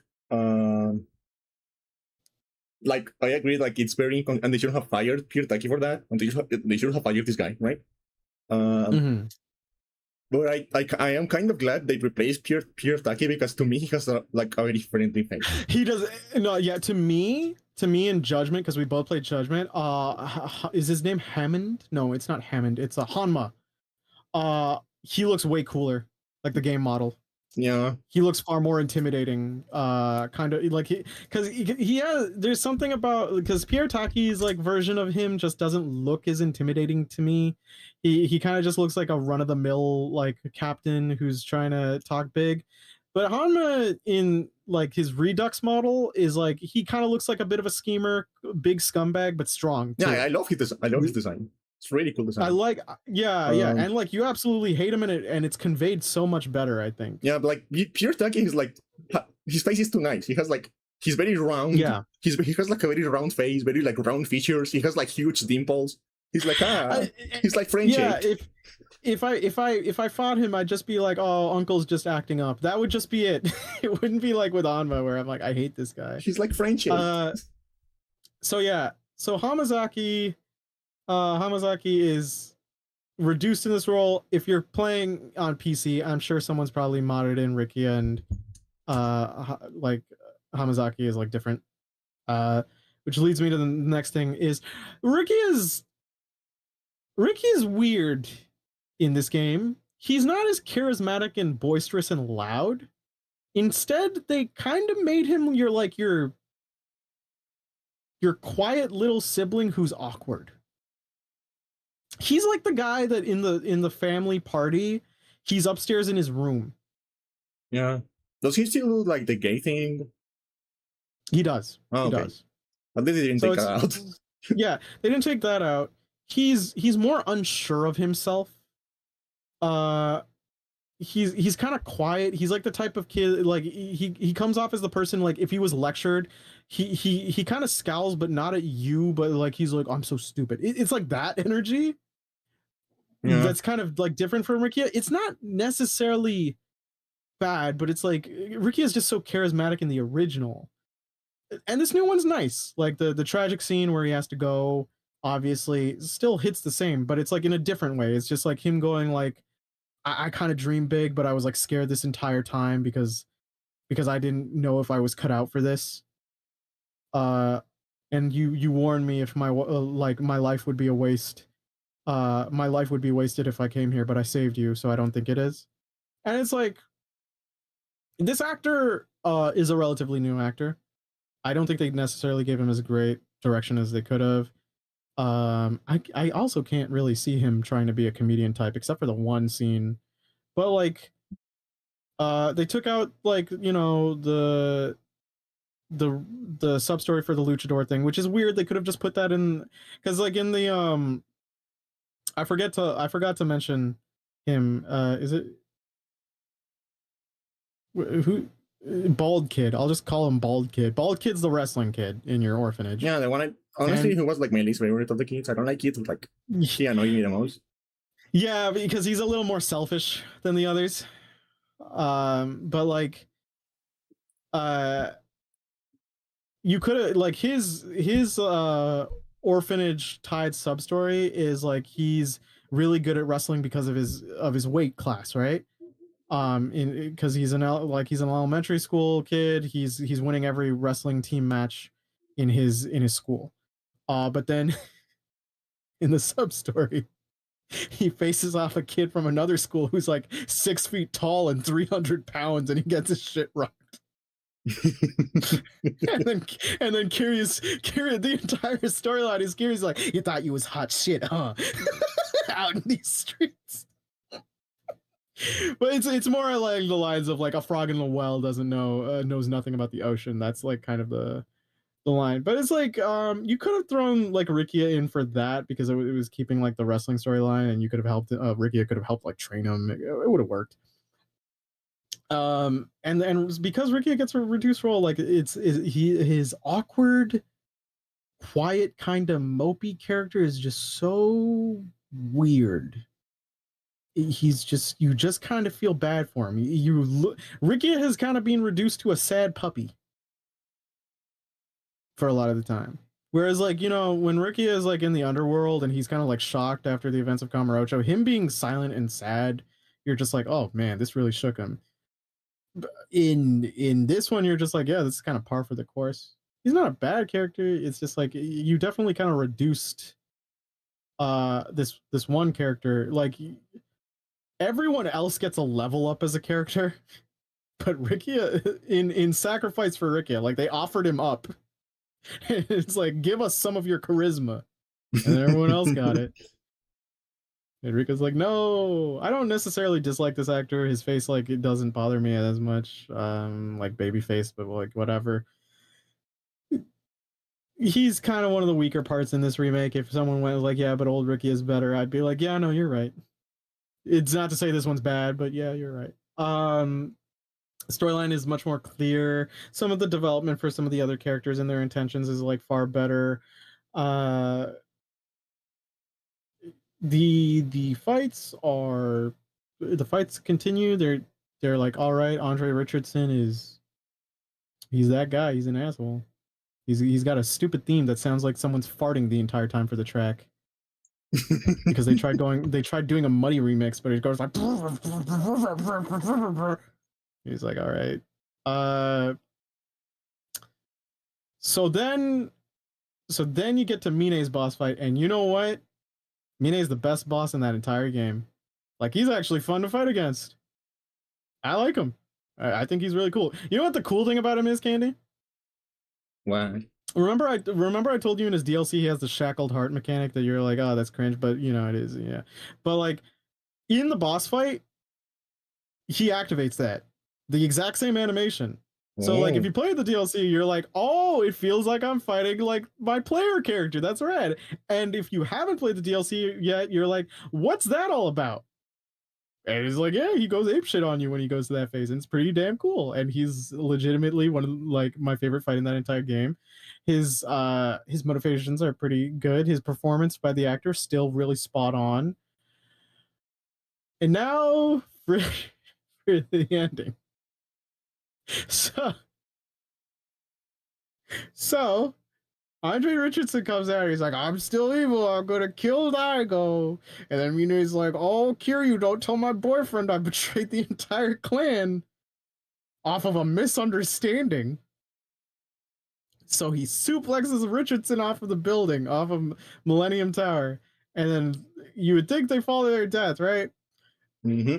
And then at the end, in the original end of 3, Hamazaki stabs Kiryu, which is like supposed to be a hey silent Hey silent at the end yeah, I don't know, at the end of OG3, Hamazaki stabs Kiryu to have this cliffhanger thing for 4, and the start of 4 doesn't have Kiryu, right? The start of 4 has Akiyama, so like you're still like, what happened to Kiryu? Where is my Akiyama guy then, huh? Akiyama's so great. Like a dragon, where is my like a dragon team? Where is my Akiyama guy? That I need him. Oh no, Candy. I'm about to make you more worried. Why? So Hamazaki is in the alley with a knife, ready to stab Kiryu. And then Mine comes out and goes, don't stab Kiryu. I'm part of Daidoji now. And then Hamazaki's like, Mine, you fell off the tower. How'd you live? And then Mine says, does that matter? I mean, I kind of respect that a little bit. So in the end of the Mine DLC, you find out how he survived. You know how he survived that mega drop from Thousands of Stories, Candy? Oh. He landed on a square bush about 2 feet high. And that broke the fall. I don't think I like Yakuza anymore. And then he fell, but like, you know what the best part is? He fell, right? And he's living. Like he's lying on the floor and he's like, oh, that hurt. And you know what? You know who he fell in front of? A Daidoji guy, and the Daidoji guy's like, we could use someone. I don't think I like Yakuza anymore. Oh, it's so funny. It's so stupid. Now here's the next part. Okay, so back to the main. Oh, Daidoji faction, so stupid. Oh yeah, I love Daidoji from she's just female Jotaro. So Daidoji faction is relevant in 6 and Gaiden. Which And are the ones I Gaiden's haven't pretty played. Gaiden's actually really good. 6 is kind of like okay, we're gonna get there. The only thing I know about 6 is like the baby. When you throw the baby. 6 is such a disservice to Haruka. I'm not even the biggest Haruka fan outright, but 6 is a very big disservice to her character. So I forget you can still see the screen. Good thing I'm not doing anything weird. I can't.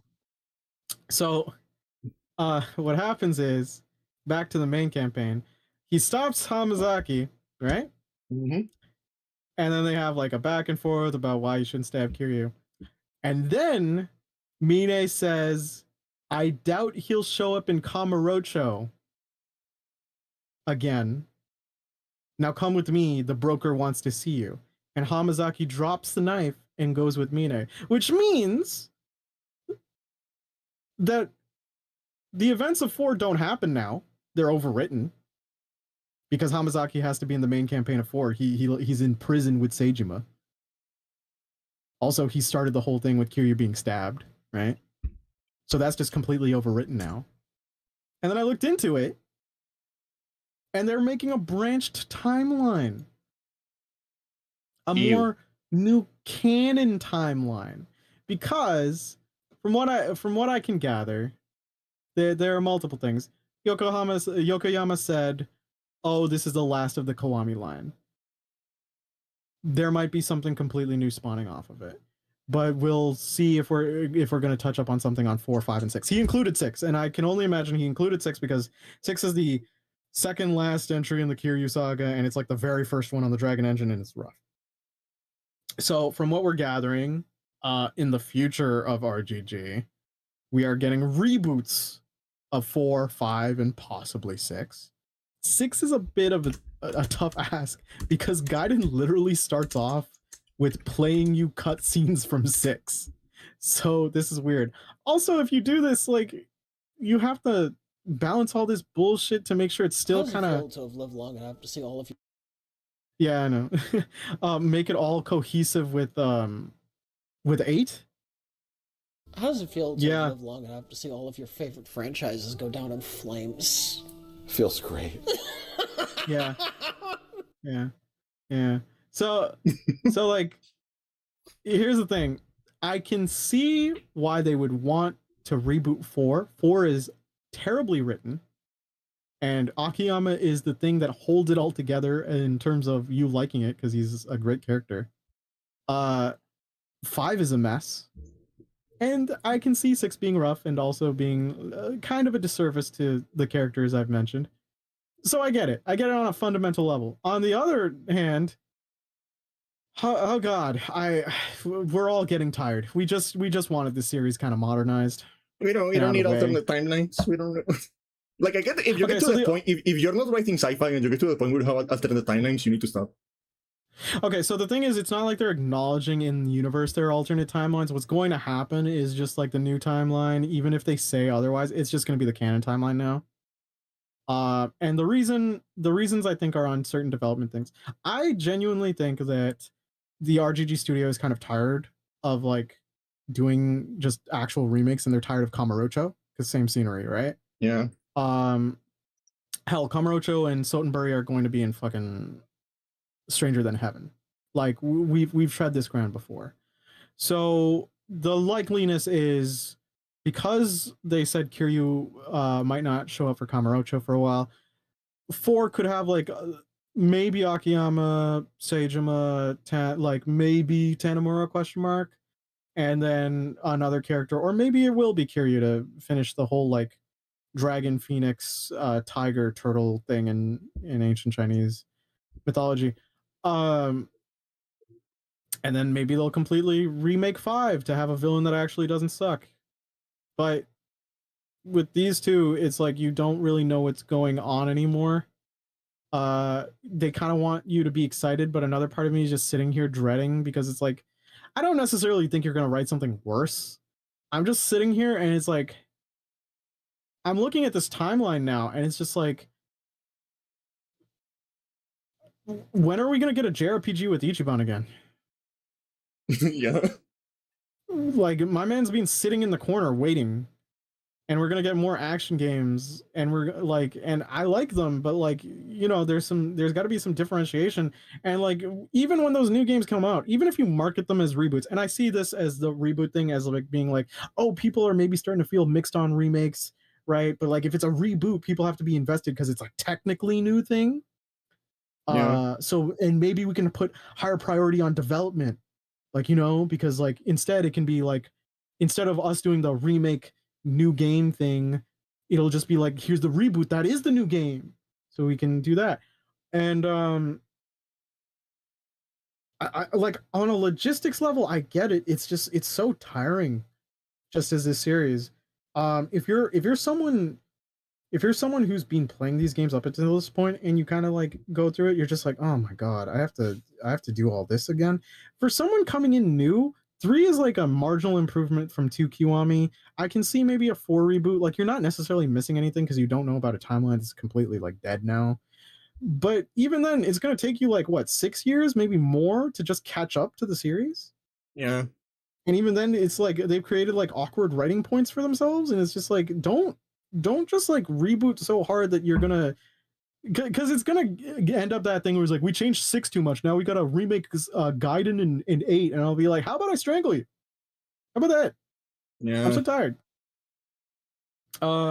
There's also this thing where it's just like, it's kind of, the other thing I can see is like, Stranger Than Heaven's coming out. I don't know how many, like, if they're gonna do like these reboots in like the reboots for 4 or 5 and 6, if they're gonna do them on the Dragon Engine just as a send off. I'd like to think they would. So we can just finish that off and then go on a completely new engine for everything else. But it's also, I think, like, this reboot thing is just also going to be like, oh well, you know, now that reboots are on the table, we can reboot the things that we haven't ported to the West, because they didn't want to remake Kenzen 1-to-1 because it has like issues on its writing levels and stuff as well. And Kurohyo is like a PSP game. I don't even know if they care. I think I might be one of the few people who care. So yeah, by the end of this game, I played this game, I was like, it's a 7 out of 10. More time I go away from it, it's like, yeah, this is like mid. It's mid. It's undeniably mid, but like, you're not offensively mad about it. And then you think about the ending more, and it's not the changes they made with the ending, it's more the implications of, oh god, here we are. I don't even know what to do, like what investment I should have in this series when you're rebooting shit. So yeah, that was my week. Wow. Yakuza is my hyperfixation. It's pretty obvious to anyone who talks to me on like games. Yeah, we were all kind of like, I think it was kind of getting evident that the demarcation point for the decline was probably Infinite Wealth. Yeah. Like, that was kind of like where it was starting to get a bit bad, because like the ending wasn't too good, and there were some elements where you're just like, on a writing thing, not too great as a follow up. And Pirate Garden was kind of like mid, and then like we got this, and it's still pretty mid. So I don't know. I'm hoping Stranger Than Heaven's really good. I'm really hoping. It's been a long time since we got a really good RGG game, and I don't want it to play like anything else. So yeah. That's yeah. I don't know. I don't know. Yeah, it's funny because it kind of like talks about, like, it kind of goes back to the talks we had about like remakes and like a franchise's identity, and like the lack of differentiation and stuff like that, where it's just like Like a Dragon going into the JRPG thing was probably one of the most interesting things about it for Ichiban. And then they were like, oh, and then the Judgment games are going to be the successor for the action stuff. And on the original pen and paper for that, if we had the timeline where Like a Dragon was JRPGs and then all the action was Judgments, and we didn't have that whole actor spiel, I think we'd be in a happier timeline. But no, we don't have that. Yeah. So yeah. Yeah, I don't know. I'm going to have to find a new stupid series to like. I don't think it's. Again, I don't think this is offensively bad. This is like so J drama, so it's on brand for like for Yakuza. But like if you're a returning fan, like it's more tiring. I kind of want to see the eyes of a new fan. Because Yeah. I think it would keep the goofy energy and they wouldn't feel the burnout. And I just look at them like, oh God, I wish I were you. Yeah. But yeah. Okay, neat. It's the thing of just like franchises over time. It's just like I don't know about this distribution model where we alternate between remakes and new games. Yeah. No, it is time, Nick. For horses. Yeah, it is time for horse. Okay. Wait, I muted the site.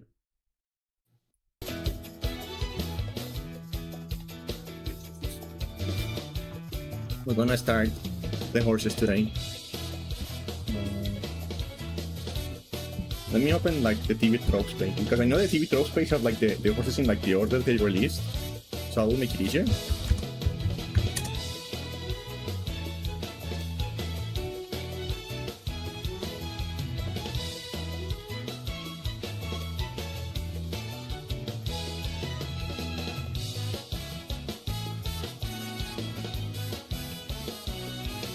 Also, we're playing the. We're playing something? Yeah, I'm playing the racing music from Musume. Yeah, I know the music. I thought you meant like we were gonna do like a game of it. Okay, no, let's start with Special Week. She's like young protagonist. That's the best way I can describe her. Okay. She's young protagonist. Let me turn this back on.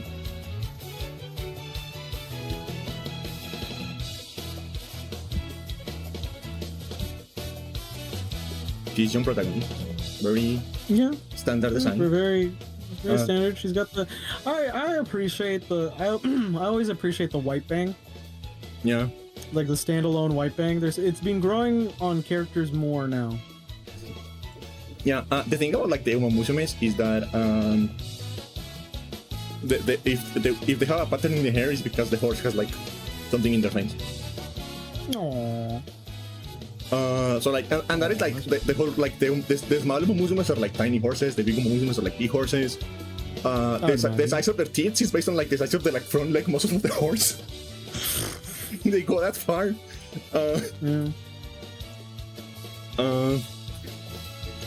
And she's like, you know, like protagonist Kun. She's always like happy and cheery and friendly with everyone, right?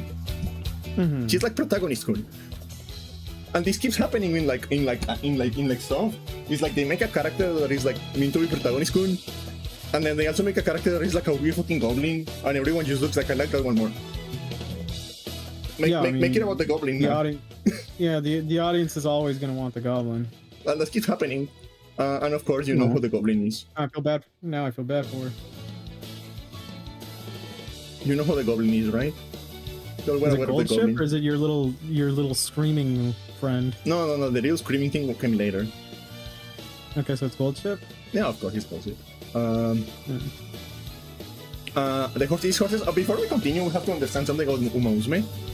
All of them are gay. Okay. And all of them are either severely autistic, a chunibyo, or an actual psychopath. Oh, wonderful! so that is like the scale we live in. Like every Musume has to like fit in one of those three boxes. Everyone is either an actual psychopath, a chunibyo, or like just like on the edge of like functional autism. Let me lower the volume of the music a little bit. So she's like in love with Silent Suzuka, who we will go about later on. But yeah, she's like protagonist when she's always happy. She's always like, yeah, let's go, you know? Mm-hmm. So she just kind of like flies by me. Like I don't really like that kind of character. So I don't really like engage with her a lot. Mm-hmm. What about her design though? What do you think of her design, other than like the white streak? She's pretty standard. You would see this kind of character like I think in a Magical Girl anime. Yeah, she's protagonist queen. Well, she's very protagonist coded. But like I do feel bad that you've given me the context that she's been vastly overshadowed. It does make me hope that she gets at least some more interesting things in the future. But like the actual horse was like, it was pretty good. It was like a pretty good racer to the point where like, because all of the horses get like nicknames, right? Okay, wait. Okay, because my only reference is Mahjong Souls. Yeah. For Gacha. In Mahjong Souls, you get, I believe, 2 characters. You get 2 characters for free. They're your starting characters. Your obvious protag, right? And her maybe rival friend, right? Is this one like your default, like your first horse? I think so. I don't actually remember. Okay. It's been so long since I played Musume. I mean, since I started playing that I don't remember what the beginning looks like. Okay.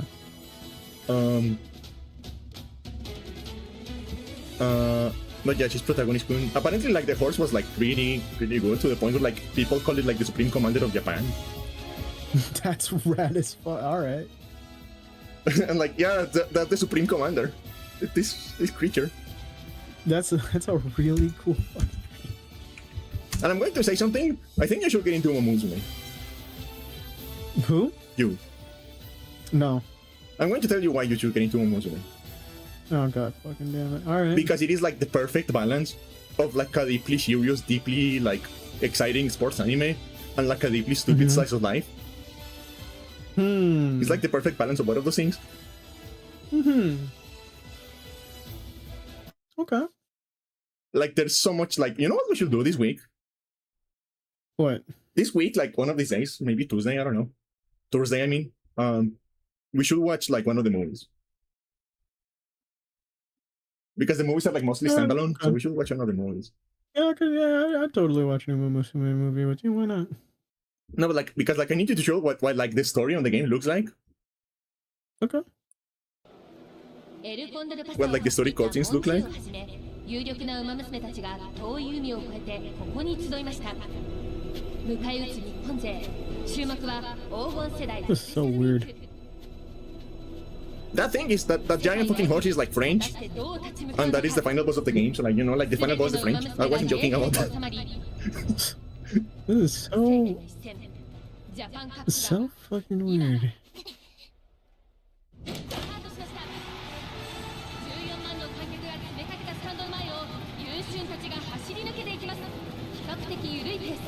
スペシャルウィークは今回中段よりやや後ろに控えました。そしてスペシャルウィークを見るように一番人気日本中はさらに後方へ位置を取ります。やはりマークされているようですわね。I think you will like that one, like on the background, like the one with black hair in this group before. Because her personality is like Linkin Park and Samurai. That's her personality.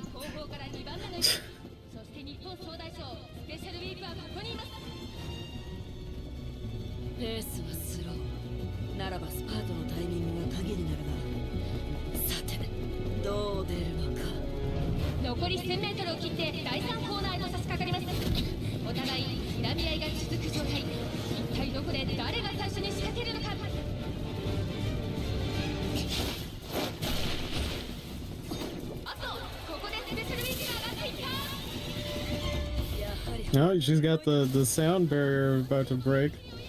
Oh. Did you hear what the music did? Did you hear what the music did on the all of these? Yeah, I did. Are all of the other like people racing in here? Are they actually in-game characters? Most of them are generics. Okay.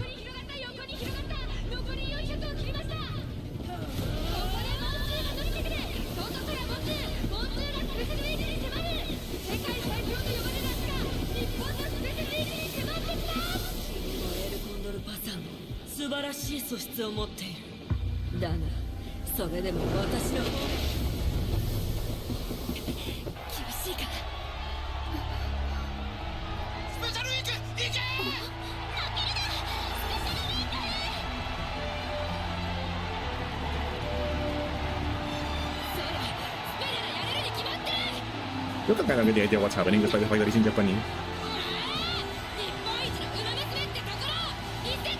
Oh my word.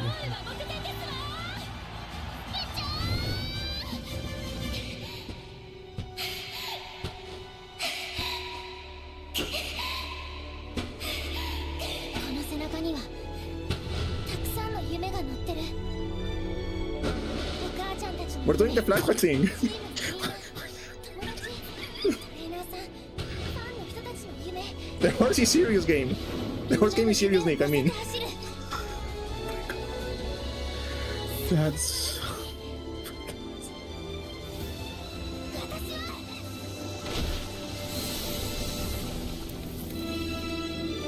I am a sucker for the whole foot stomp aura thing, because that's a common thing in anime.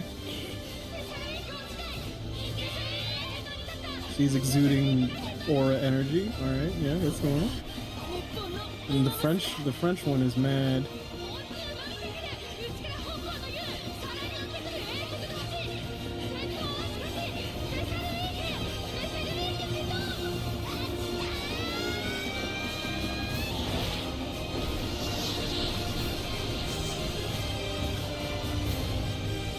What?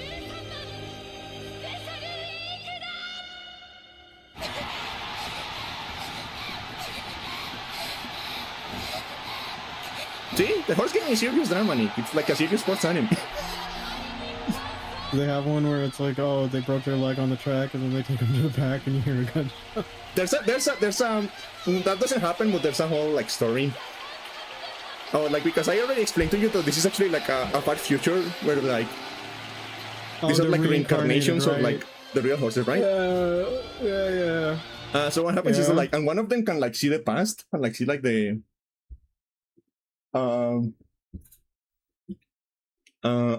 and the one that sees the past is like, okay, I know for a fact that in this race, in this tree, this one is going to use like fucking die, like straight up fucking die. That's so sad. So yeah, like the entire story is like, okay, how do we stop that from happening this time? Like that's that is very like, sweet. That is like the entire chapter of the story, and it's like very serious, very emotional. It's like, again, it's like a full, it's like a full-on sports anime. That's very cute. So of course there is the Gremlin.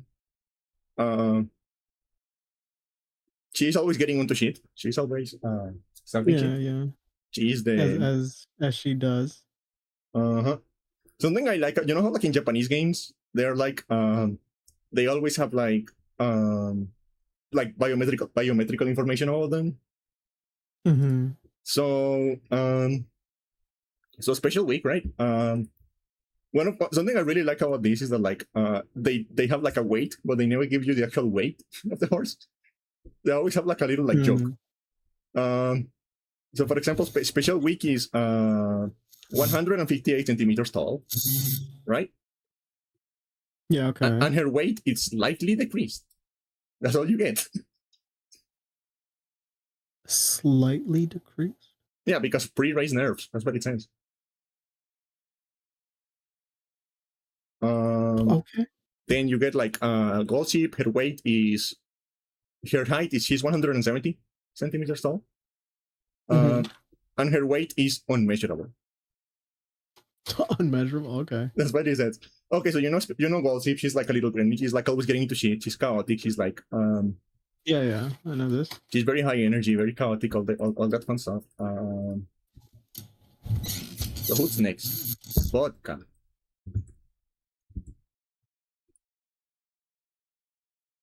I'm showing you like the race outfits because like they all have like a school outfit, but like it's the same outfit for all of them. It's not like other anime where like everyone customizes their uniform. Like all of them are like wearing this uniform. You've shown me this one before. I like this design for obvious reasons. I always like bang over the eye. Yeah, like in this one they actually keep the uniform consistent. And like so like the real difference for them is like the stage uniforms and like the race uniforms. Because the uniforms are consistent. So this is vodka. Wait, let me get this over here. Same character? Yeah, just not with the uniform anymore. How did she end up looking shorter? Okay. So this is vodka. She wants to be the coolest one. Like that's her thing. She wants to like because her dad was like a biker, and like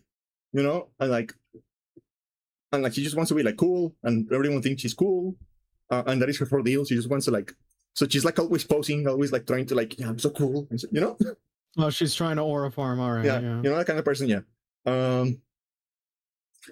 And she also like her roommate is like they are like a cat and a dog together. You know, like Doesn't they always argue and stuff like that? yeah, they have like very very different personalities, so they're always like on top of each other. Yeah. So she is 165 centimeters.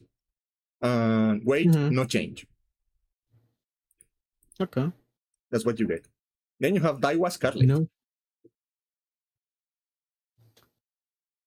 Which again, this is something that we're going to see as we go through the horses. It's like they have like the stupidest fucking names.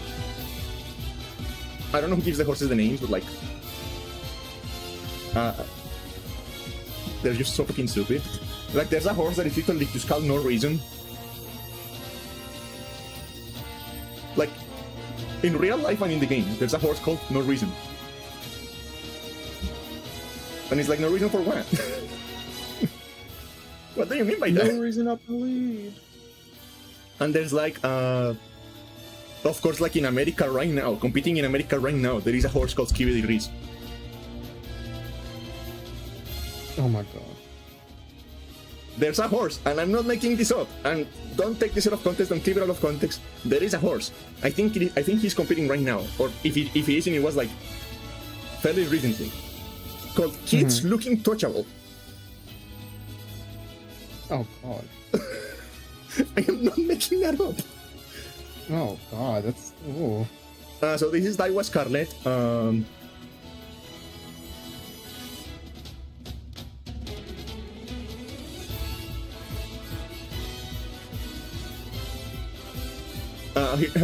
whole personality is that like she has to win everything. She has to be number one and everything. She has to be the best at everything. Right? Oh yeah, she's got the Ojo-sama hair, yeah. And there is a rumor that that like along the original cast of the game, she had the biggest breasts because the owner demanded that. Oh my god. But that is not true. She has big tits because the horse has like big like front muscles. They do. That's how they determine that. But yeah, she is the first horse you play in the game, like the tutorial horse, because she has to be the first at everything. And that is not a rumor, that is like the actual reason they gave for like choosing her as the tutorial horse.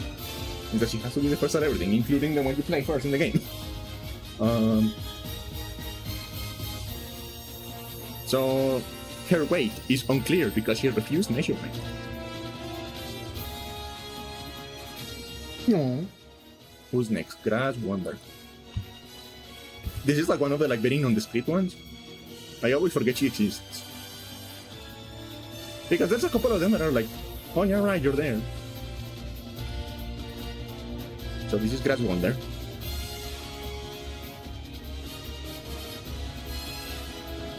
Pretty plain on the design scale. I do like the uniform colors. Yeah, she's like the very quiet, very passive, very friendly girl. You know, like not shy, just like very like quiet and like. Yeah. She goes with the flow with her friends essentially. Yeah. Okay. Is she the one with like the broken leg? I'm trying to remember that. Or was that like Silent Suzuka? Oh no! This one died until like 30 years, which is for a horse is pretty like. For a horse, 30 years is pretty long. So this one is like, okay. Maybe that is the reason I don't remember her, is because she didn't have like the tragic story. Who is next? Next is my baby girl. My beautiful stereotype. My beautiful stereotype. El Condor pasa. Aw, that's cute. She's the Mexican one. That is her personality. You've told me about this one. She's the Mexican Luchador. one. Yeah, like her dad is a luchador. She has a hawk that she thinks is a condor. She loves like she's super like high energy. She's like the spicy Latina, right? She's like super high energy. Always like always like up to the challenge. She loves spicy food. And like she does the thing where like when like there's a couple of scenes where like you accidentally see her with like the mask off, and it's like her entire personality is like on the mask, because without the mask she's like super shy. Aww. He's what is it, Gap Moe? Yeah, Something Gap like Moe. that. Yeah. Yeah. Her weight is slightly increasing because the weightlifting is working. That's good. Good for her.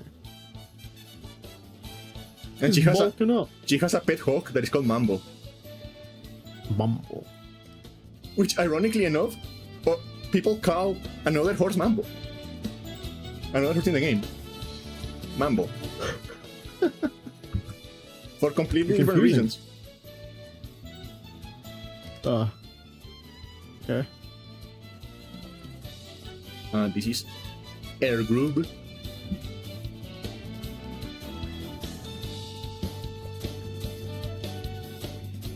She's like This design's nice. she's like the student council one, you know, like the ones that are like super serious and always trying to like do everything like correctly and like to the highest standard, you know, that kind of personality. Yeah. She's very strict. She's very strict, but she's very empathetic, right? Very like Very big sister. yeah, very big sister. Very. Yeah. Stretching. Stretching. I feel like my shoulders need to pop. Nope, they're not popping. What was the name of her daughter again? She has a like, I mean, like, you know how like the real horses have like families and shit. I forgot what the name of her daughter is. Are there any horses that just they explicitly will say they're related? I don't think so. I think they kept them like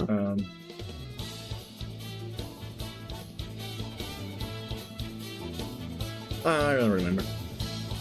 But yeah, she's like strict one. She's another one I don't like engage with a lot.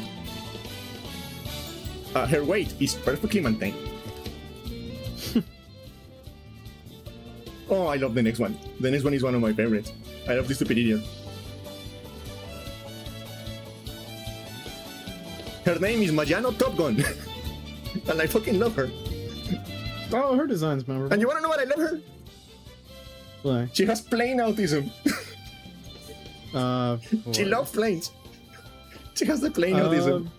Because her dad was a pilot. Yeah, she's you. And she's very like eager all the time. She like gets excited about everything, right?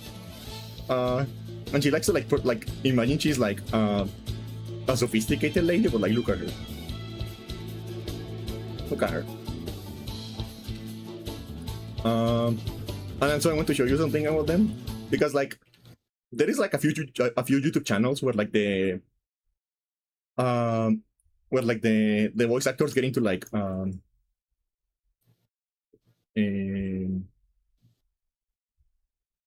into like mocap and they use like those kids as the characters, right? Mm-hmm. And like the main host of that channel is called Sheep, of course, right? Because she's like the mascot now. She's like protagonist now because she's like just like better than Special Week. Sorry. Oh no, I'm feeling more and more sad for this character. But yeah, like there's actually a video on that channel on that channel of them like fucking like singing Danger Zone, of her and Goldship singing Danger Zone.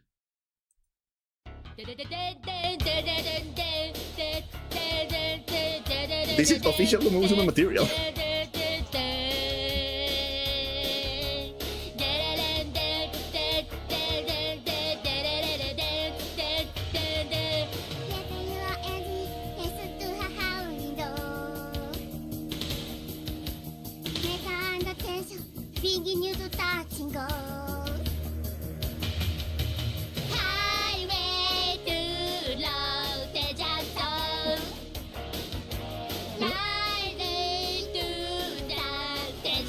This is adorable, but I love them. I love them. They're so stupid. I love them. man, does this? Yeah, this feels like I've entered the brain of a neurodivergent person. Yeah.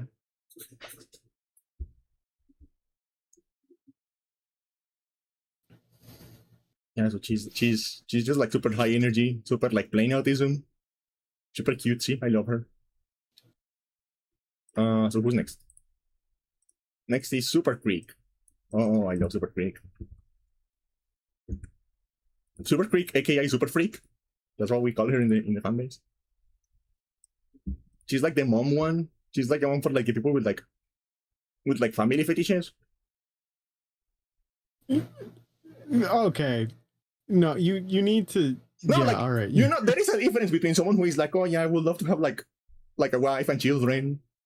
You know, there is a fetish for Yeah. that. You know this. You know, but you can't say family fetish. It sounds so much weirder.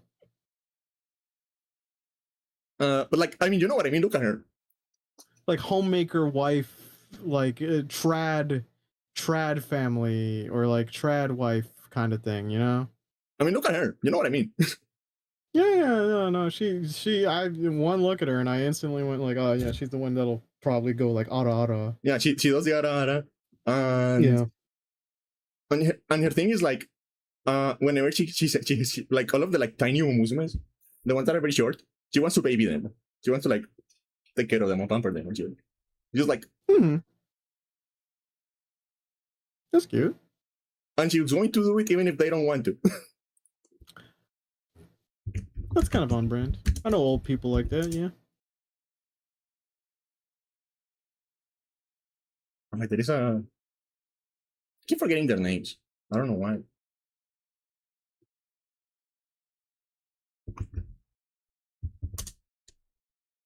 Oh yeah. No.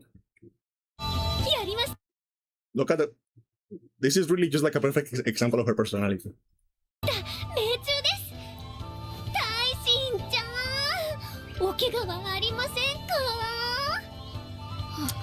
She sounds way younger than I thought she'd be.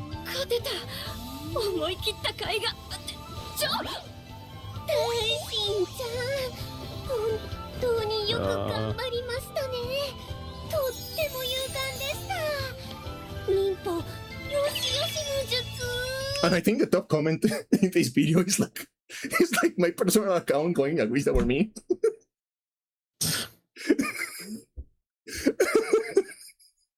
Like I'm not even joking about that. God damn it.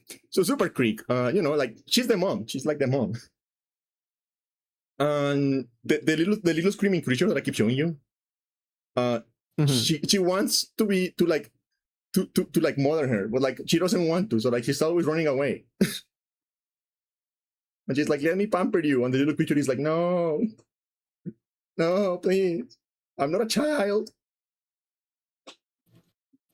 So for her weight, it's slightly increased. A secret as to why.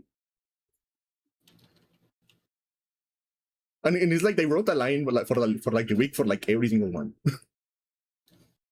And she even has like the anime mom braid. Like she just needs to like put it over her shoulder. Yeah, because I was gonna say like it's usually over the shoulder with that kind of braid. Next up is Major Orion.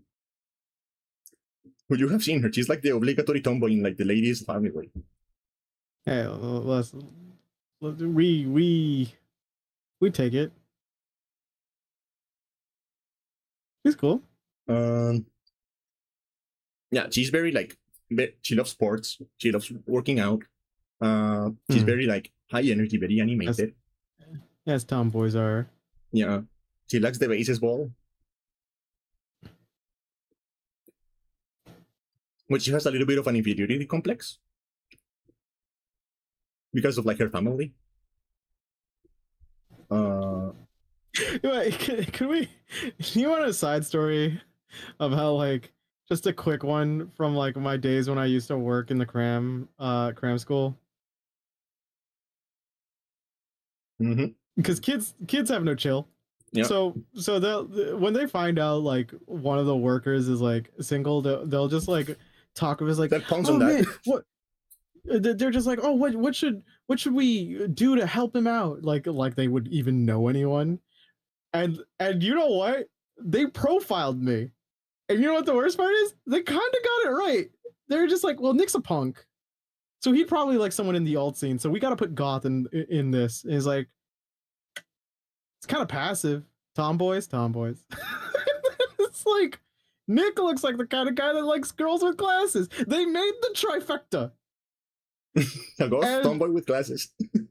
and like, and the funny part was, I came back. Now, to be fair, they didn't get it all in like one go. There were scratched out ones. They clearly were spending too much of their free time with this drafting and figuring out. And I was like, damn, you guys kind of got it on the mark. It's like, yeah, but we kind of figured like you got too greedy. These don't coalesce that easy. It's just like, I'm too greedy. Okay. God forbid.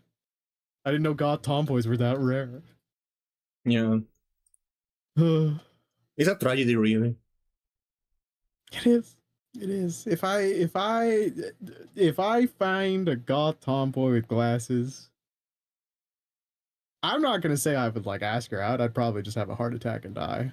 So What if she asks you out? How hard attack and die? yeah, exactly. What do you think the answer would change? Hey Nick, this person you would fail to interact with because you would die. The idea has made your reality come true. What would happen? I'd die harder is what would happen. Okay. I was so offended, but like kind of proud of them for profiling me on point. That was like, am I basic or do they know me well? I hate both of these answers. Okay, so next up is another one of my favorites. You know her. Yeah, Tachyon, right? Agnes Tachyon, yes. Yeah, I know this because of tachyons being a thing I think of every once in a while. Well, like, it's actually like In theoretical physics. it's actually more of a tragic story than you would think she has, because okay, so like she's like the funny like scientist character, right? She's like the she's like she doesn't care that people think she's weird, or that she's like sometimes like a little abrasive and stuff like that. She doesn't care. The only thing she cares about is like her research, and she's constantly trying to like rub all the horses into that, all the other horses into that. But the reason she's like that is because, and that is revealed in like, her character story, because all of the Musumes have like unique like stories with like 7 chapters, I think.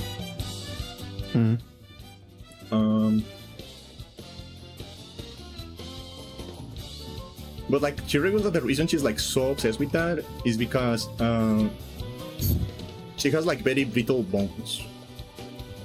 Okay. So she's trying to find a cure because she know like that's the reason she's like into science, is because she knows that like if she doesn't like find a cure soon enough, and she keeps trying to race, she's just going to like cripple herself one of these days and like never be able to walk again.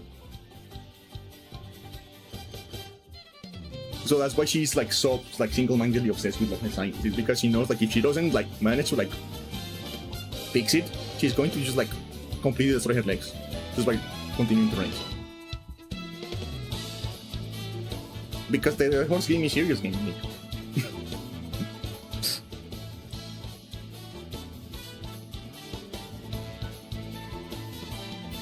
Next one is another one I don't really know that much about. Winning ticket. And I think it's because she's like one of the 1-stars you get at the beginning of the game, so like as soon as you get like better units, you just like never use them again. Oh, that's such a shame. I think her design's fun. It's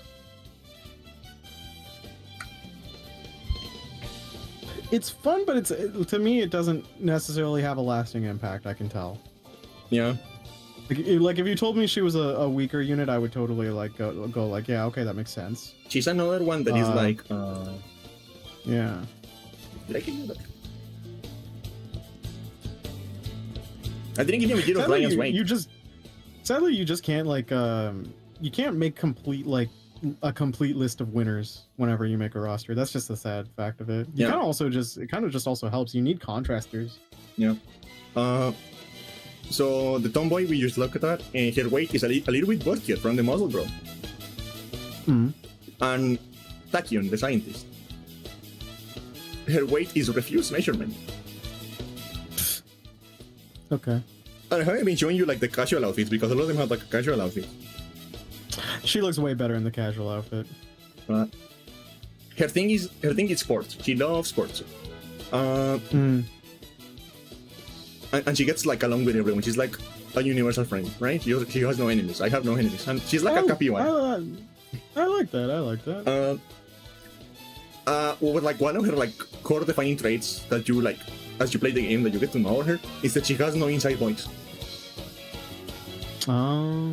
She can only scream. She's like that is the only thing she knows. She's like a dojo person that always just goes, "Hurrah, Yosha!" No, she screams. She's just fucking screaming all the time. So she's just okay. So like she just got out of concert and yeah, maybe she's like deaf. Maybe she has like hearing damage. I don't know. Poor girl. So who is next? Next is you know who it is. Who? He's the one with the song. Bakushin? Yeah. Okay. Bakushin. And Patch was like putting that in the chat like I think a day or two ago, and I was just like, God damn it. It will never die, Nick. It cannot die. Yeah, no, it won't. And she's very like kind of reckless. She decides she wants to do something and she doesn't plan. She just like full sense into it, right?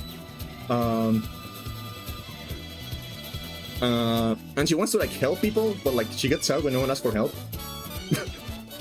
Because she doesn't want to like impose on anyone, but she wants to help. So like when no one is looking for help, she's like, oh, nobody needs me. But she's very confident on her speed. She thinks she's like very fast. And again, she's like, whatever she gets in her head, whatever idea she has, whatever like goal she decides on, is like full send. We're doing this.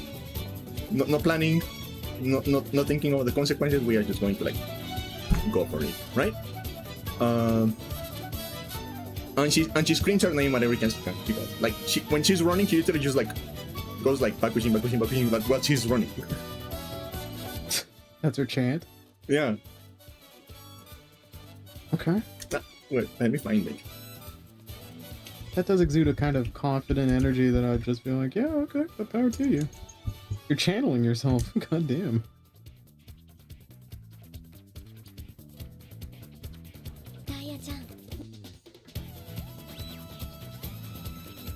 待っててね。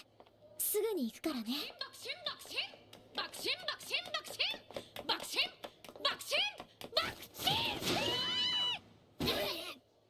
今日もトレーニングしますよ。爆心爆心爆心爆心爆心爆心爆心爆心爆心爆心。 This is horror movie-esque.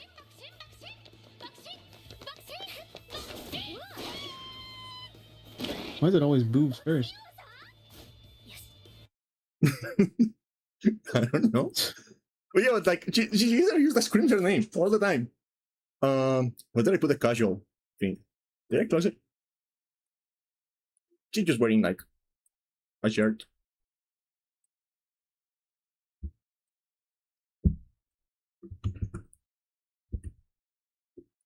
Very, very simple, right?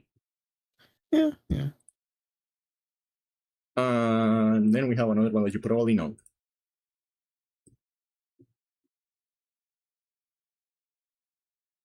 Haru Urai. Oh yeah, the small horse that everyone loved. Yeah, because she never won anything. She never won anything. She had a huge pile of lemongrass and then ate peacefully and passed. She farted too hard and she fucking died. May she rest in peace. What a good baby. Yeah. Her weight is slightly increased, but not unfazed. Oh, good on you. Yeah, it's her personality that she never gives up. She's like full of energy all the time. No, you've told me about this, yes. She actually like canonically she like flunked the entrance exam to the school, but they like her so much that they let her in anyway. Aww. And she's like, yeah, like her whole thing is like, to the point where like most of the like when you're doing like a playthrough, like a career playthrough with like the horses, most of them is just like winning, right? Like they want to get into races to win. The point of her playthrough is not racing, is like gaining fans, because she just wants people to like be inspired by her. No.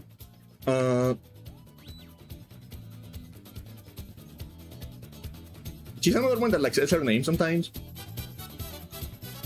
Like as like a catchphrase. Sometimes you go ooh la la la la la. But yeah, she's like naturally gravitating towards rooting for the underdog. yeah, and she's like to the point where like the final race of like her career playthrough, you don't have to win. You just have to like have enough funds to like enter it. That's pretty cool. And it is like mechanically almost impossible to win it unless you like build specifically for it. From the very beginning. Like it is almost impossible to win it. And she wears like little overalls and her casual outfit. Just like cute little overalls. And do you notice she has no pupils? Yeah, she doesn't. She just has like the flower. Just like That's kind of cool, but also kind of creepy. the pink thing. She's a pink thing. Who's next? Flower brain. Yeah. She has flowers in the rain. Next one is one I don't fucking know how to pronounce. I'm going to write it on chat. That's her name, I don't fucking know.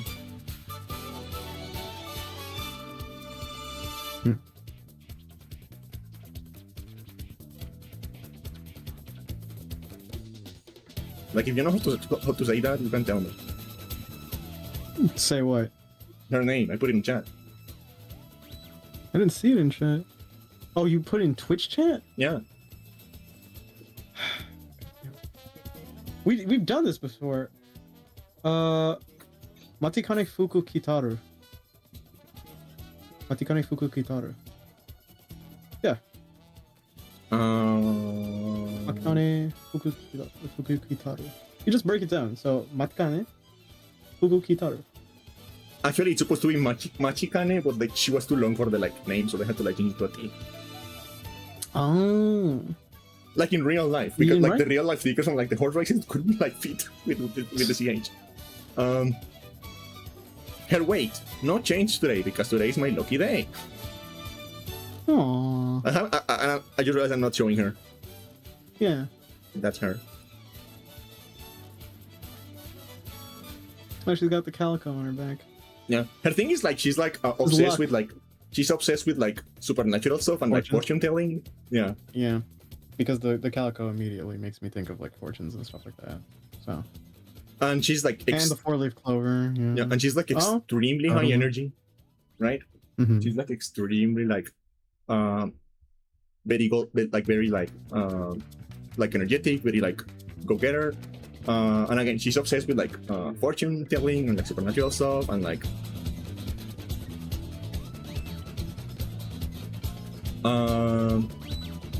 and she's another one who doesn't know how to speak without screaming. And she just makes a lot of weird noises.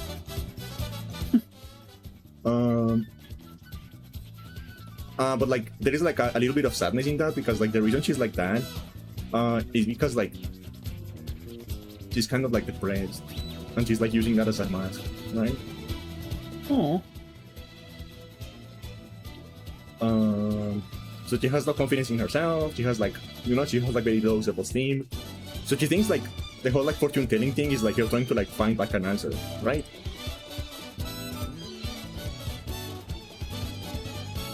She's just wearing her casual outfit.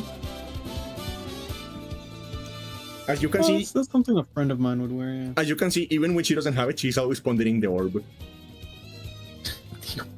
Yeah. No, like that's a real thing. Like she has like one of those like fortune telling like orbs when she carries it all over the place. Oh, yeah, okay. So she's always pondering the orb. Actually, let me see if I can find an image of that. Or her with like the fucking.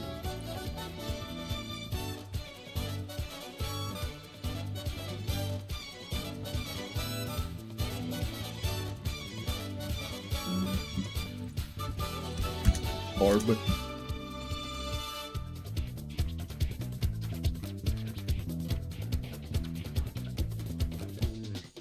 Yeah, look at her winning animation. This is the wrong GIF. What the fuck? I opened the GIF and then it opened another GIF.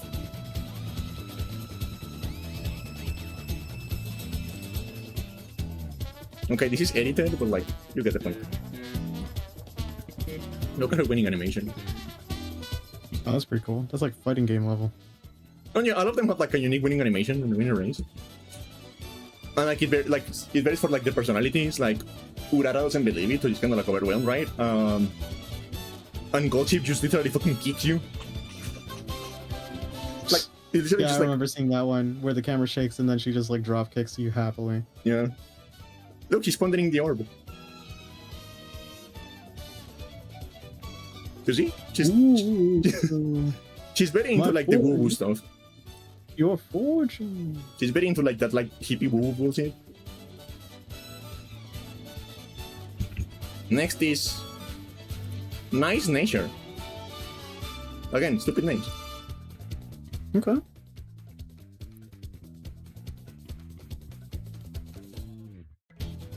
Oh, I love her like dress. I love her dress.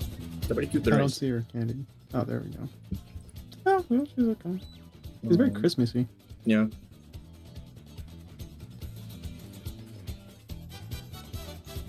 She's very like pessimistic, right? And she doesn't think she's like she doesn't think she's the protagonist even of her own life, right? Oh. So she doesn't like put like any high expectation on herself or anything like that. Well, because she's like very like because she grew up very poor, she's very like handy, very like resourceful, right? So and she gets along and because of that she gets like along well with like everyone, especially old people. No. Grandma's girl. And she dresses like an old lady. Yeah. Next one is King Halo, which is the one with like the fucking Matpat face. Oh yeah, you showed me. Yeah. Why does she look like Matpat? What's her deal? No, that's her. Just a theory. Yeah. A horse theory. Thanks for watching. My friend's like, but the horse doesn't sound like gamer. Like, that's just a theory. A race theory. Oh no. Yeah, she's like she looks like the Matpat at you when she wins. Yeah, no, that's exactly like his profile picture too. Like the one everyone remembers. She's like Matpatting at you. But she's very high energy. She has like a very never surrender, never give up kind of attitude, you know? Like even if she loses, she's like, okay. She's like, win the next one, right? You just win the next one.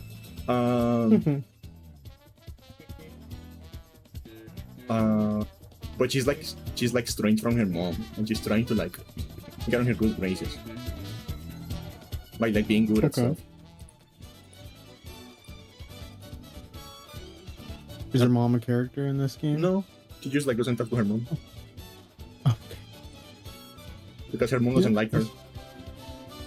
That is a pretty simple dress. I kind of like the sleeves more than the main body of the dress, but yeah. Next we have Silent Suzuka. You get 3 more because I gotta go to bed. Okay, 3 more. 3 more. Silent Suzuka. I feel like I've heard this one. This is Silent Suzuka. She's the one who dies. Right, that's where you mentioned her. The one where they see the vision and they're like, we have to stop this from happening, right? Yeah. Yeah. Which actually happened in real life, and apparently it was so fucking sad because like to the point where like in Japan they call it like the Sunday of Silence. Oh. Because she broke her leg, but she like managed to like actually like get her like jockey to like a safe place before like collapsing. Yeah, that's so sad. And of course you know how horses are, like that leg is gone, they're not going to heal. But, like they just euthanize her, right? Because horses are just so weird biologically. Like they're like someone made the comparison like their legs are more like fingers. Yeah, they're running on their nails. Because it's like there's way more musculature versus like actual bone, and it's just like it's so sad. Yeah. That they're kind of like fragile, but they're like we put them to work and they do a good job, and it's why out of all of it, like I look at horse races with like a wince, and I'm like, that's beautiful. No, but apparently like nowadays like the standards they have for like horse care and stuff like that, at least in Japan, for That's like good. the racing horses is like pretty high. That's good. And most of them can to just like retire and go to like run around in a ranch. That is what it should be. If we're going to use animals for any sort of like entertainment or recreational activity, the best we can do is give them that kind of care. I think that's like the minimum that they should get. Yeah, and like because of like how like physically demanding racing is, most horses only race for like 3 or 4 years. Now, I say this to horses, but again, because I bring it back to this franchise, in Ishin you get to race chickens, and every time they failed me, I've thought about murdering them and eating them. Yeah. No, but yeah, like I think they only race for like 3 or 4 years because it's so like physically demanding. Yeah, like in their prime Yeah. versus like ages that are probably more prone to potential injury, right? And then they go to like a ranch, and the ones that were really good, they just get to like fuck all the time. Yeah, because the whole like idea of like, oh, there's good genes in here for racing, so selective breeding Yeah. and stuff. Yeah. Speaking of that, I do want to know what the implications are of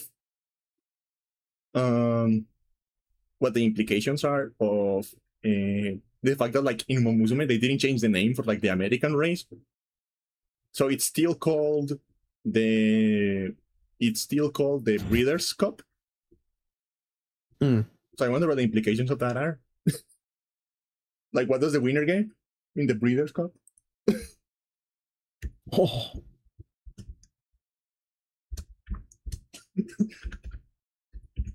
Because in real life it makes sense, right? Because that's what the horses do. Yeah. But like, what are the Yeah, implications? yeah. What are the implications of not changing the name? Hey, you guys want to win the cup where the prize is you get to fuck? Damn straight, I do. And it's really funny, the song for this race. First of all, it's like the music in this game is fucking amazing. Well, yeah, you've linked some. It's very well composed. Like, it's like a really good song. But what's really funny about this song is that like it's like, okay guys, we have an American race. What do we do? And someone in the background is like, I have an idea. What if we have like a chorus that is like chanting USA, USA, UMA, USA. Okay.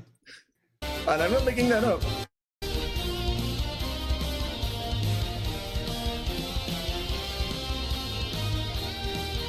Like, pay attention.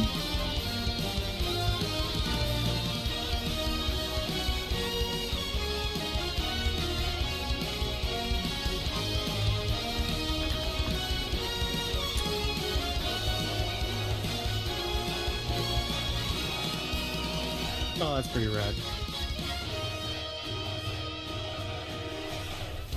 That's rad. Like, the music in the game is really fucking good. Yeah, so Silent Shizuka is the one that like breaks her fucking leg and died. Poor thing. Poor thing. So in the game she's very aloof, very like very soft spoken, but like it's because she's like always thinking about her training and shit, right?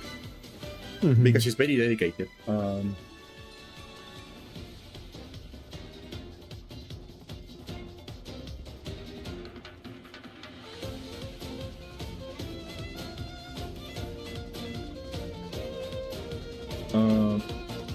And she's very gay for like protagonist. Like the first one I showed you, they're very gay together. Mhm. Like there's so many like event like images from like the story that is them just like holding hands and like looking at each other's eyes and shit. And it's like, wow, Yeah, you sounds are pretty gay. good.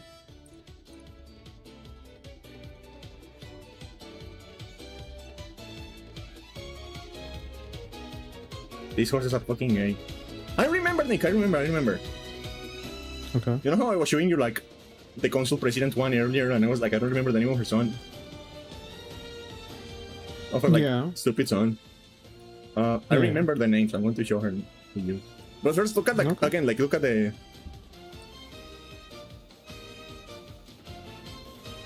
Right, look at the fucking Oh, yeah, the that's- fucking romance novel cover they got going for it. You ain't fooling anyone. Huh? They ain't fooling anyone. Yeah. You can't roommate that away. Oh my god, they were roommates. Oh my god. Right, I forgot.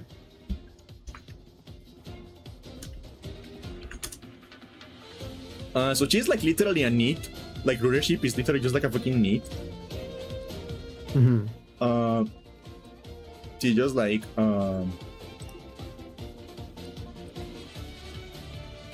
to the point where like there are like several story events where her group, like her mom, has to like just like break into her room and like drag her outside because you need to train today. Funny. You need to train today, and she's like, "No, I'm grinding on my MMOs. Leave me alone." I just want to live, bro. You're still on the. Yeah. There Yeah. You go. Look at her. Oh yeah, I love that design. I mean, that's her casual outfit, but like, she's a fucking hobo. She's just like a fucking hobo. Yeah, she is disheveled. She is not having any fun Okay. in life. Yeah. She's very new, so there's not a lot of information about her, but she's a fucking noob. Okay. Like, she's because you know how, like, really, like, 4 years behind in the global server compared to, like, Japan? Mm-hmm. She's, like, the one that is, like, the current gacha pool in Japan right now. Oh, really? Okay. She's, like, brand new. So next up is Marusensky.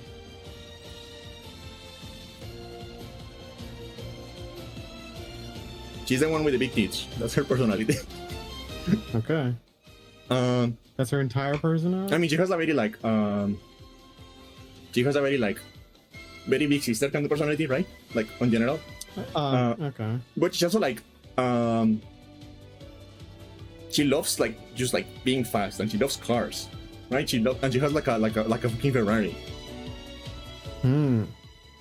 And the joke is that like she's somehow like a 30-year-old that is in school because she talks like she's like in the 80s. Like she's constantly using like slang that was like cool like 30 years ago. So like the joke is that like this is just like an old lady that's coming to school for some fucking reason. It's Steve Buscemi with the "Hello, my fellow kids" and the fucking cap. Yeah. I mean, like, you know how like I was reading you like the weight things for them. Mm-hmm. Her weight is totally tubular. I'm shaking my fucking head. And she even like dresses kind of like older on her casual thing.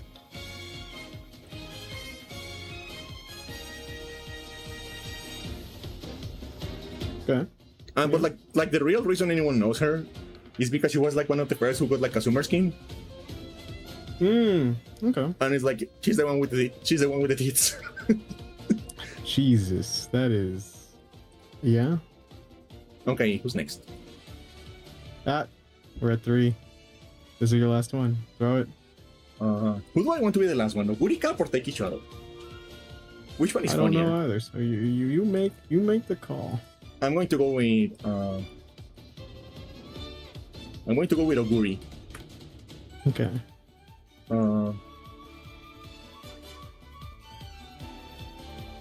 Gurika. She's like one of the like protagonist ones. She got like a whole anime with herself. Like a whole like TV show with herself. Mm-hmm. Which apparently is really good. Okay. And this is her. Oh, her design's really good.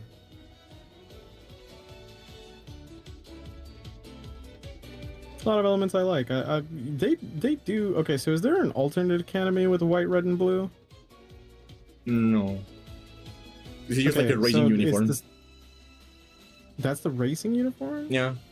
Everyone is wearing the same school uniform I showed you earlier. Okay, because I was just like, okay, this thing is very reminiscent of some of the other white, blue, red color schemes here. Yeah. So yeah, okay. She's a country bumpkin. That's neat. I like, yeah. She's a country bumpkin. She's extremely clumsy and a little bit aloof, a little bit like low energy, right? But she's very skilled. Oh, she looks like calm, cool character. It's kind of funny that she's like a klutz. Yeah, she's a klutz and she's very like aloof. And she's very clumsy and she's a country bumpkin. This is her casual fit. That's a good fit. But the real reason, the real personality of her is food. Oh, she's a glutton. She eats. She fucking eats. Alright. Give her the McNally challenge.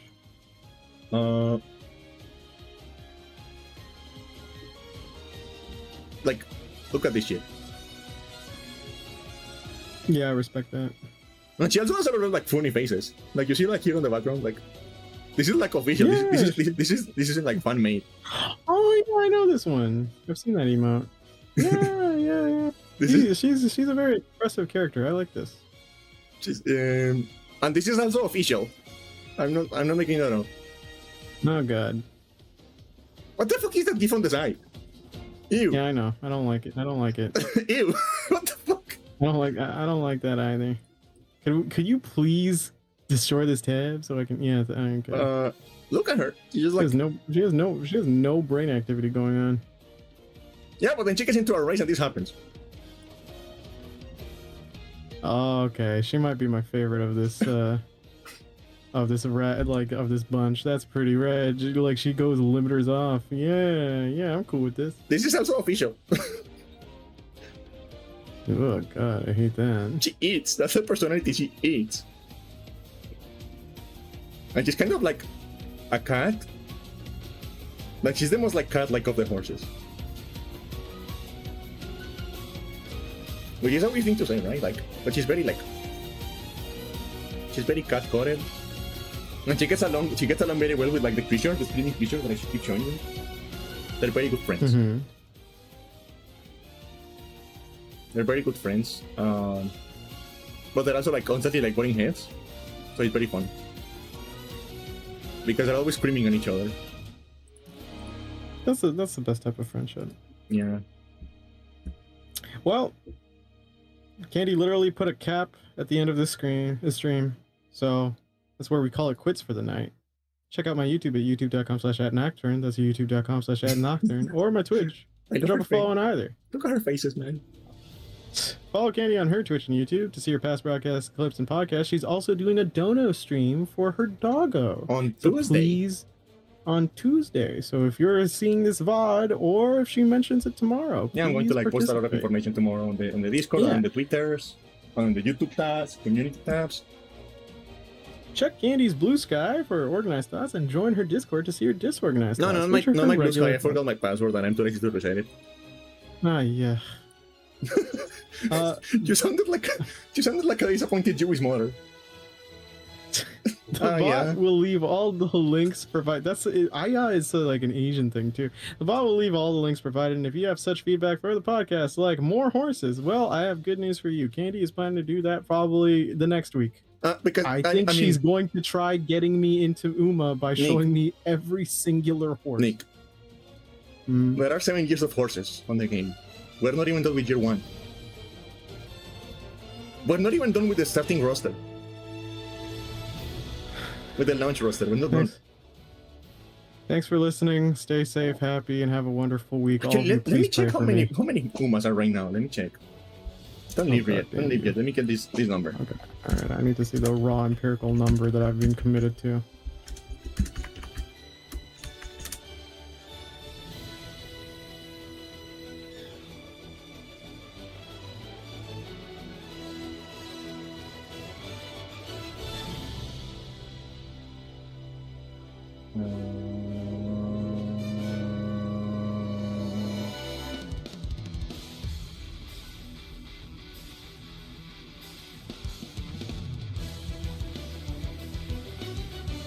Oh, this on Fox. Wait. Oh. No, but there are 243. And how many did we cover today? Let me count. 1, 2, 3. Let me count. We covered 1, 2, 3, 4, 5, 6, 7, 8, 9, 10, 11, 12, 13, 14, 15, 16, 17, 18, 9, 20. We covered 20? Yeah. Out of Oh, great. 241. This is just gonna last us fucking 12 streams. And that's Goodbye, everyone. that's only the playable characters. There are like non-playable horses and like NPCs that like maybe horses too. That's the whole thing. All right. That's the whole thing about like the NPC who may be a horse. I'm out of here. I'm out. Okay, bye.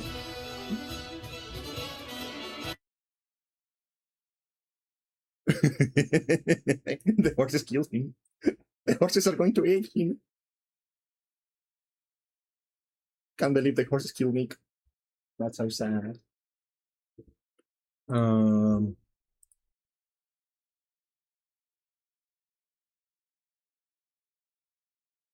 That's so sad. But yeah, that's going to be it for tonight. As you guys hear on Tuesday. Yeah, because I need to like, or maybe no, I need to like set up some stuff. On Tuesday there is going to be an emergency donathon for my dog because she's an old lady. So this infection she has may be a big problem, and I don't have enough money for like the vet bills that are coming. I'm kind of already running through my funds with like just like the basic care right now. So we're going to have an emergency.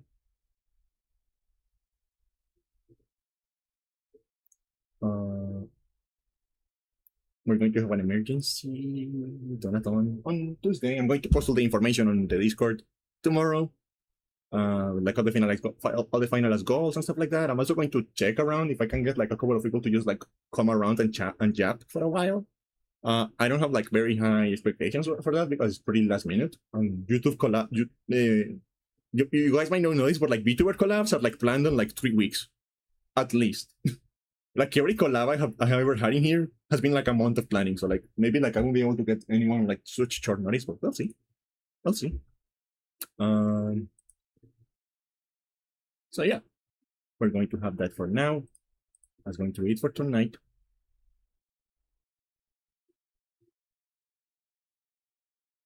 That's going to be for tonight. And yeah, I'll see you guys again.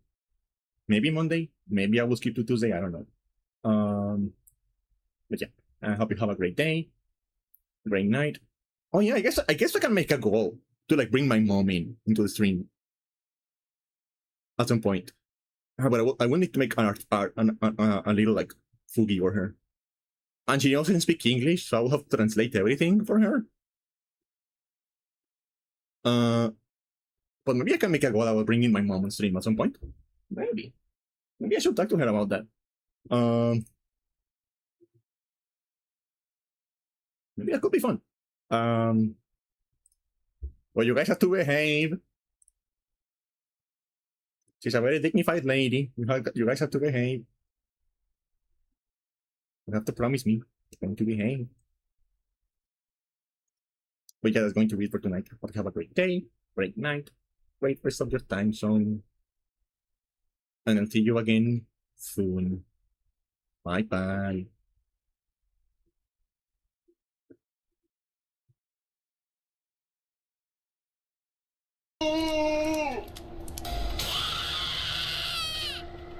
Needed to play that one last time. Okay, bye.